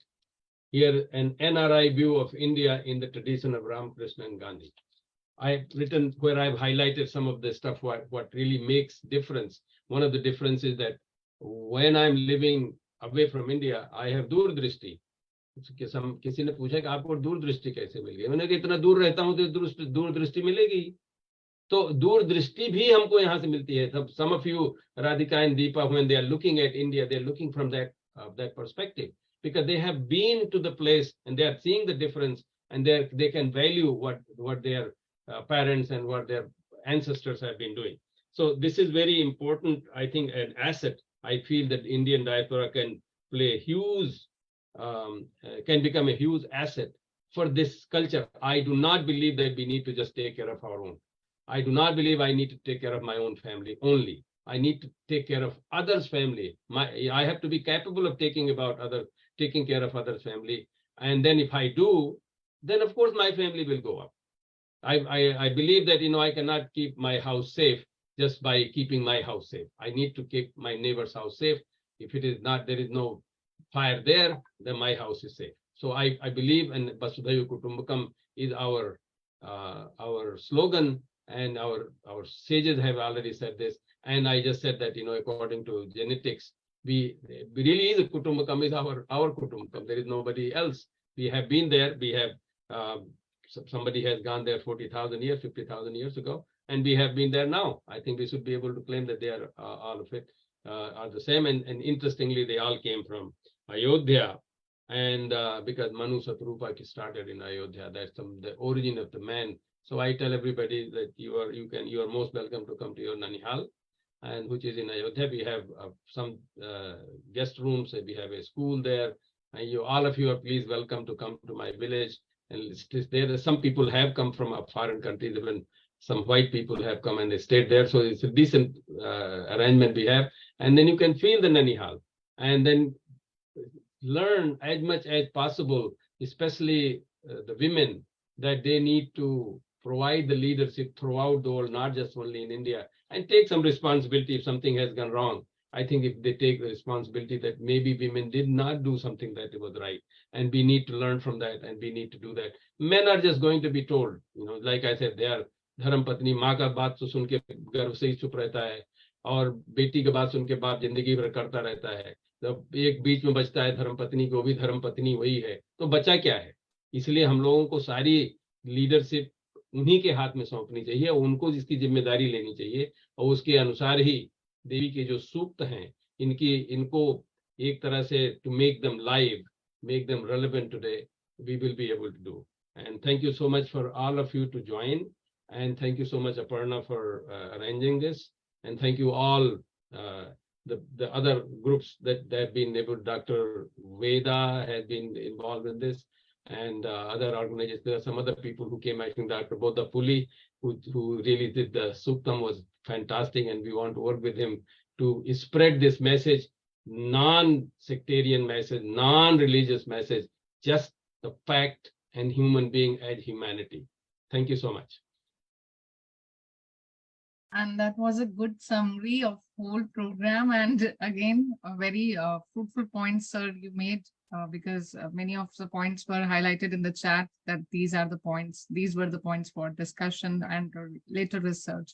So I think we will collaborate with you all through different programs and different projects we may like to take in our INADS, Institute of Advanced Sciences, or also with Vedaji also, because he's our, I guess we all are connected because of him only, and he's like a spiritual guide to us, who guided us in lots of things. And sometimes मैं उनको हमेशा कहती हूँ, नहीं मैं तो नहीं कर सकती, मैं तो वो नहीं, मेरे पास इतना एबिलिटी नहीं है, कुछ नहीं है. तो वो जिस तरह से प्रोजेक्ट करते हैं सर, ऐसा लगता है एनर्जी आपके ऊपर पास ऑन कर देते हैं, ऐसे करके, जैसे कि देवी बोलेंगे, you are my devi, you can do everything. तो वो ऐसा लगता है कि पता नहीं सच में हम देवी हैं क्या, जबकि नॉर्मली घर में तो ट्रीटमेंट जरूरी नहीं है, मतलब अपने घर की बात नहीं, घर में हमारा ट्रीटमेंट कैसा भी हो, कोई कहेगा पढ़ना ऐसे कर दो, कोई यहाँ भगा रहा है, कोई वहां भगा रहा है, बट जिस तरह से वेदा जी प्रोजेक्ट करते हैं ना, so that is the reason why we are here today. So thanks to him. And he's in travel, so he's not able to join us, and I requested him again and again if you can join for a moment, but because of the internet problem, he's not able to join today. And now before closing this program, I think one more segment is there, and I requested Miss Vaishnavi ji for this, and with the permission of chair, that is the concluding presentation. Maybe all these wonderful ladies may like to say a sentence or two, maybe because they are here. Yes, sure, sir. Our panelists, I request all the panelists. And one thing I like to mention, I forget to mention, sir ने starting में अपने presentation से पहले बोला कि there should be not a chair person, it should be like chair woman. तो मैं ये बताना चाहूंगी कि सर के जितने स्टूडेंट्स हैं, खास तौर पे एक दो स्टूडेंट्स ऐसे हैं जो कि सर हमेशा कहते हैं कि मैं आपकी मदर हूँ, कभी नहीं बोलते हैं कि मैं आपका टीचर हूँ, डायरेक्टर हूँ, फादर हूँ, नथिंग लाइक दैट, मैं आपकी मदर हूँ। उसका रीजन भी वो तैतृय उपनिषद में जैसे आता है, पहला मंत्र है जिस तरह से कि मैं आचार्य जो है बच्चे जो स्टूडेंट है उसको अपने गर्भ में धारण करता है, तब जाके वो शिक्षा प्रदान करता है। तो उसी थॉट को लेकर सर आगे बढ़ते हैं। तो वो जब अपने स्टूडेंट्स को गर्भ में धारण करने की बात सोचते हैं तो अपने आप को उनका मदर मान लेते हैं। और एक तो ये चीज, एंड सेकेंडली संध्या जी ने अपनी प्रेजेंटेशन में कहा था, जब एग्जाम्पल कोट किया था मॉडल नंबर 1 के लिए मुझे टेक्निकली बोला था, एंड मॉडल नंबर 2 के लिए बलराम सर को कुक बोला था। तो ये एक्चुअली ट्रू है। ये एक्चुअली ट्रू है क्योंकि आप देख रहे होंगे कि इस प्रोग्राम में भी जितना एडमिनिस्ट्रेटिव पार्ट हो रहा है वो मेरे थ्रू हो रहा है, जो भी आपके पास पहुंची चीजें। एंड अगर सर का अभी एक लेटेस्ट बुक आने वाला है जिसमें ऑलरेडी 150 या 200 रेसिपीज हैं जो सर ही बनाते हैं। क्या बात है, क्या बात है, very nice. I really didn't know, मैंने बस ऐसे ही बोल दिया था ये जो एग्जाम्पल बनाने, बट कुछ ऐसे होता नहीं है, सब प्री ऑर्डेन्ड होता है। जी, मैं I am a published cook. I have published some recipes and I am writing my next book is coming in 56 Cafe.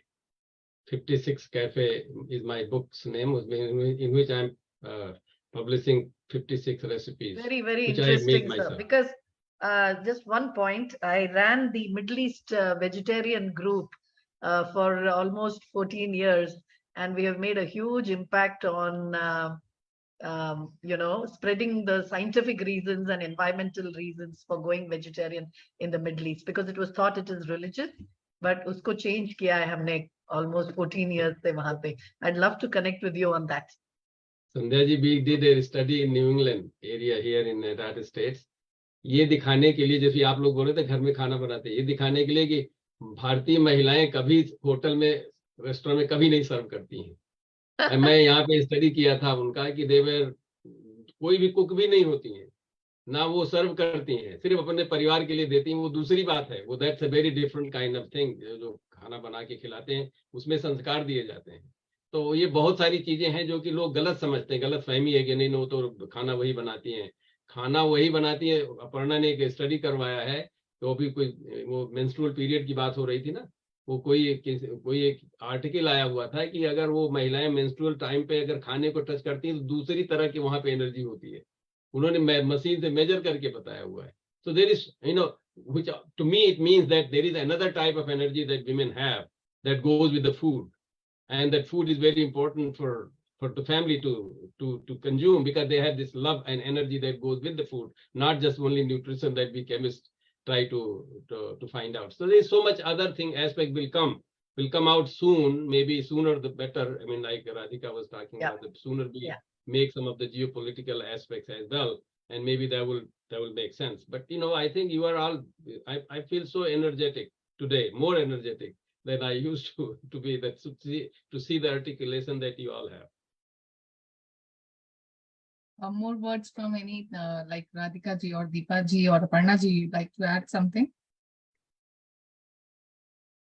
So I'd just like to say that I had gone away for some time to finish off some rituals, but then I came back and Balramji was talking, and I think his speech was really, there were many things I did not know, so I learned a lot. It was very, some of the words were so profound, especially the part where he said that women who are all in leadership positions, they're all close to their father. I did not know this at all, but I knew that women who had a strained relationship with their fathers, they did have a problem in future. I knew about that. Like, they would always have a problem connecting with other men, like their husbands, brothers, whatever, because father is the first man you see once you're born.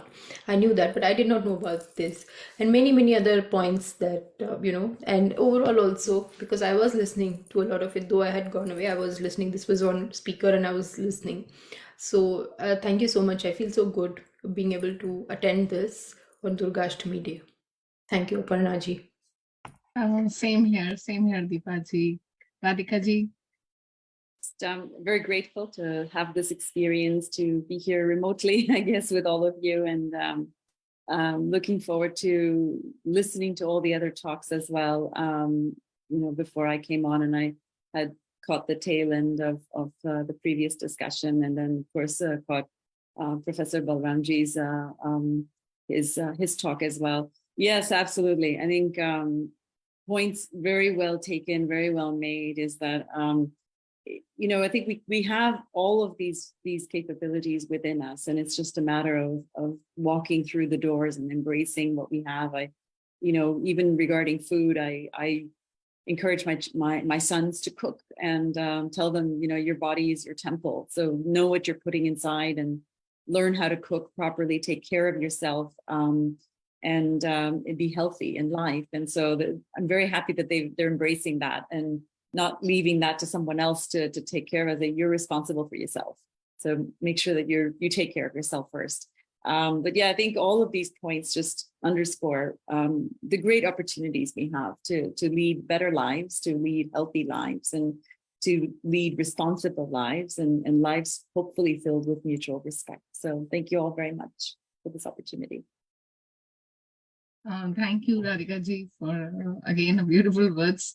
And these are actually, we should take care of these, like we should follow these in our daily routine, and even we should ask our younger generation to follow these.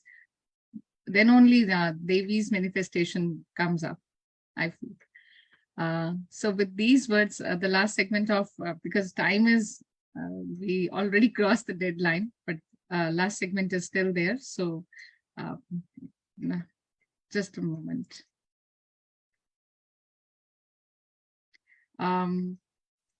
I requested Ms. Vaishnavi Boddupalli ji.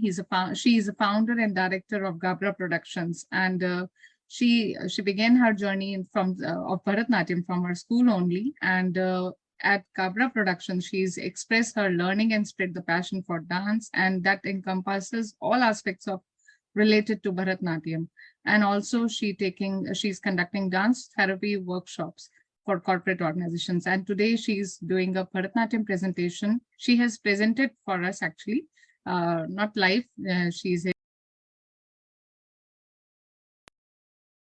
Is the screen visible? Yeah.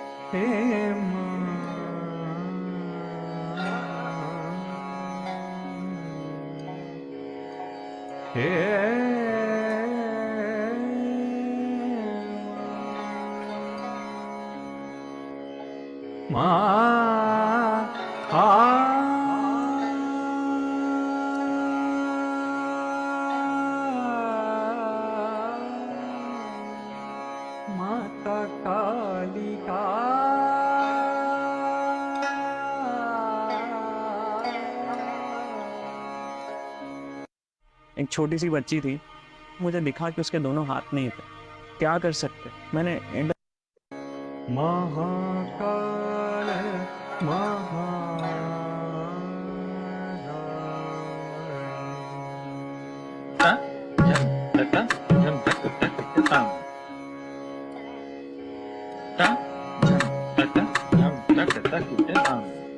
माता Kalika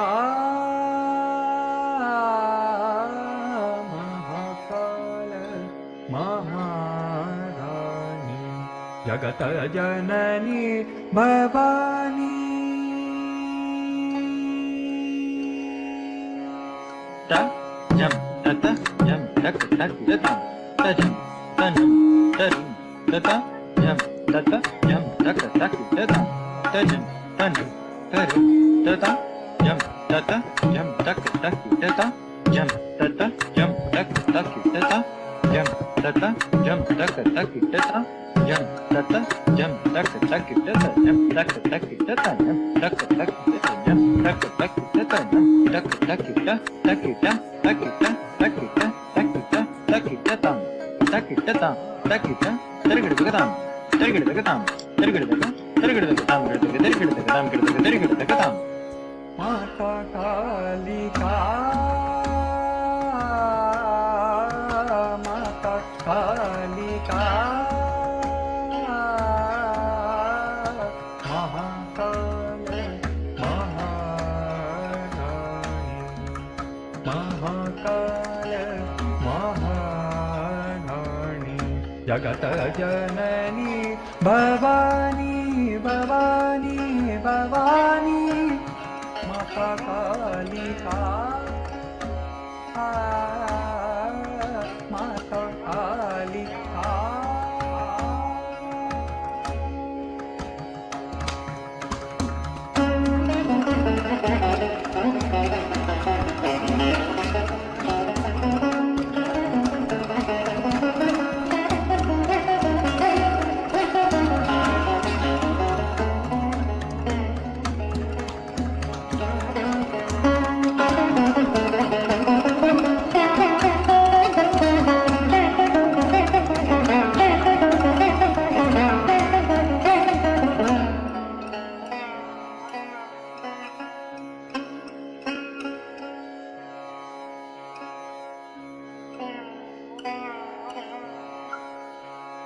Khadagamunda Khappana Karanani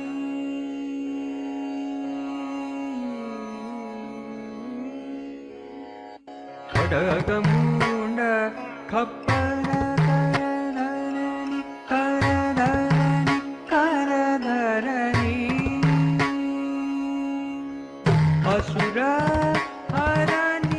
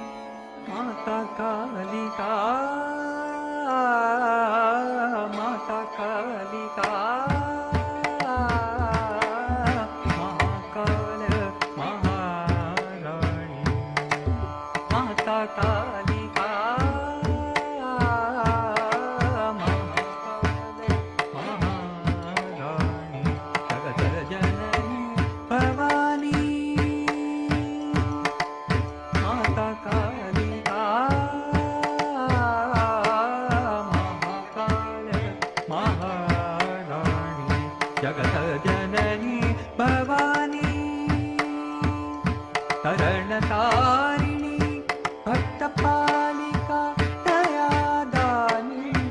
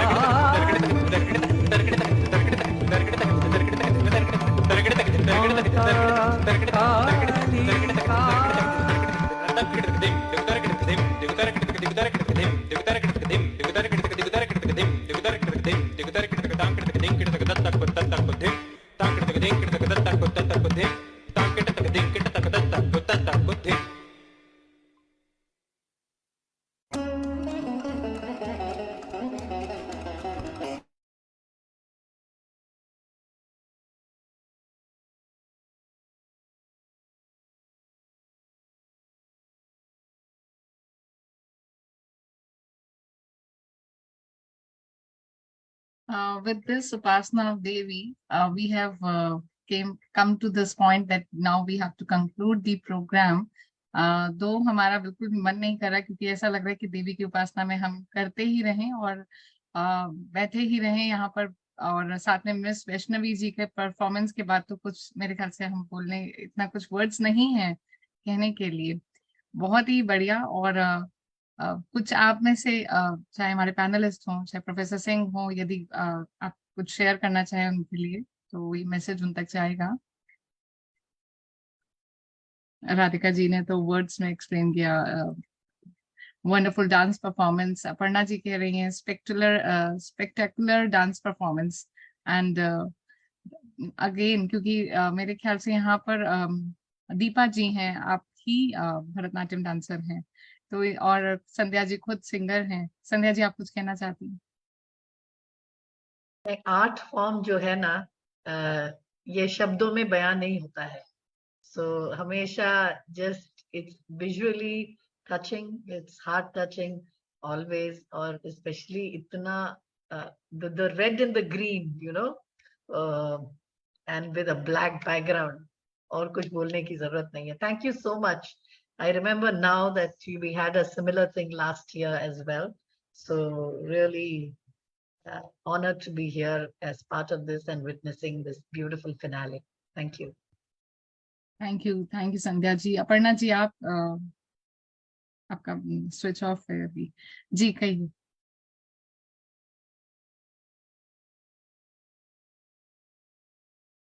It has been wonderful. I think Aparna ji, I'm not sure she's not. But she wrote in the chat that. Okay. But it has been always wonderful. Dance and song is what origin of our life. That's what people say, the Damaru and the Siv Tandav, and that comes from there. So I think everybody connects with this. It's one of those beautiful things that Aparna, you are able to do that, and we are so grateful to her and her team to be able to perform with us and be part of it. And at the parting message that we all carry is the music and the dance, and that we begin and we continue and we will come back again next year.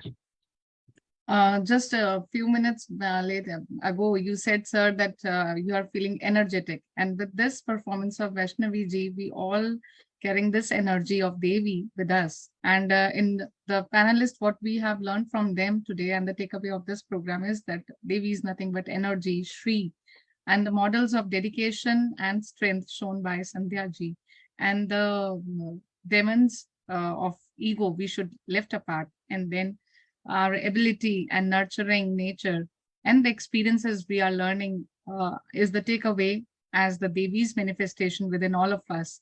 And with this remark, I'm very much thankful to all our panelists and our collaborating institute, Shri Veda ji also, and Dr. Sudipta ji also, and Dr. Raghava Boddupalli ji for the wonderful recitation of the Devī Sūkta, and Miss Vaishnavi ji, and of course our chairperson, Professor Singh, for allowing us to do this wonderful, I must say, a get-together, a divine get-together.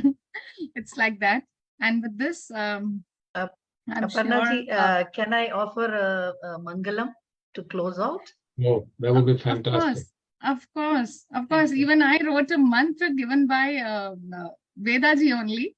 But you will share your mantra. That is wonderful only. That is very much wonderful. It's a short thing which brings everything together.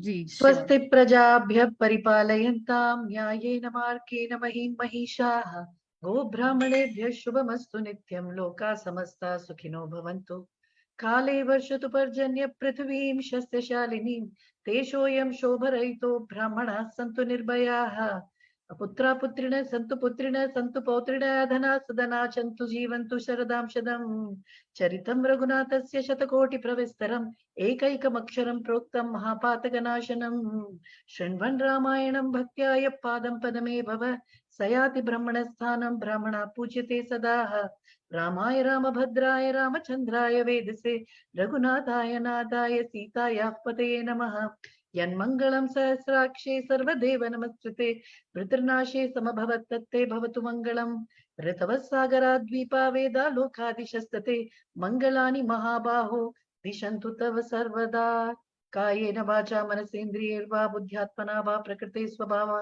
karomi yatyat sakalam parasmai narayanaya samarpayami. Thank you, Sandhya ji. With your Mangalam, I must say that a very happy and best wishes for Durga Puja and Vijayadashmi to all. Thank you very much for joining. Namaste, everyone. We will be in touch with all of you. Radhika ji, I received your LinkedIn request and I will respond. Thank you. Hari Om Tat Sat. Hari Om.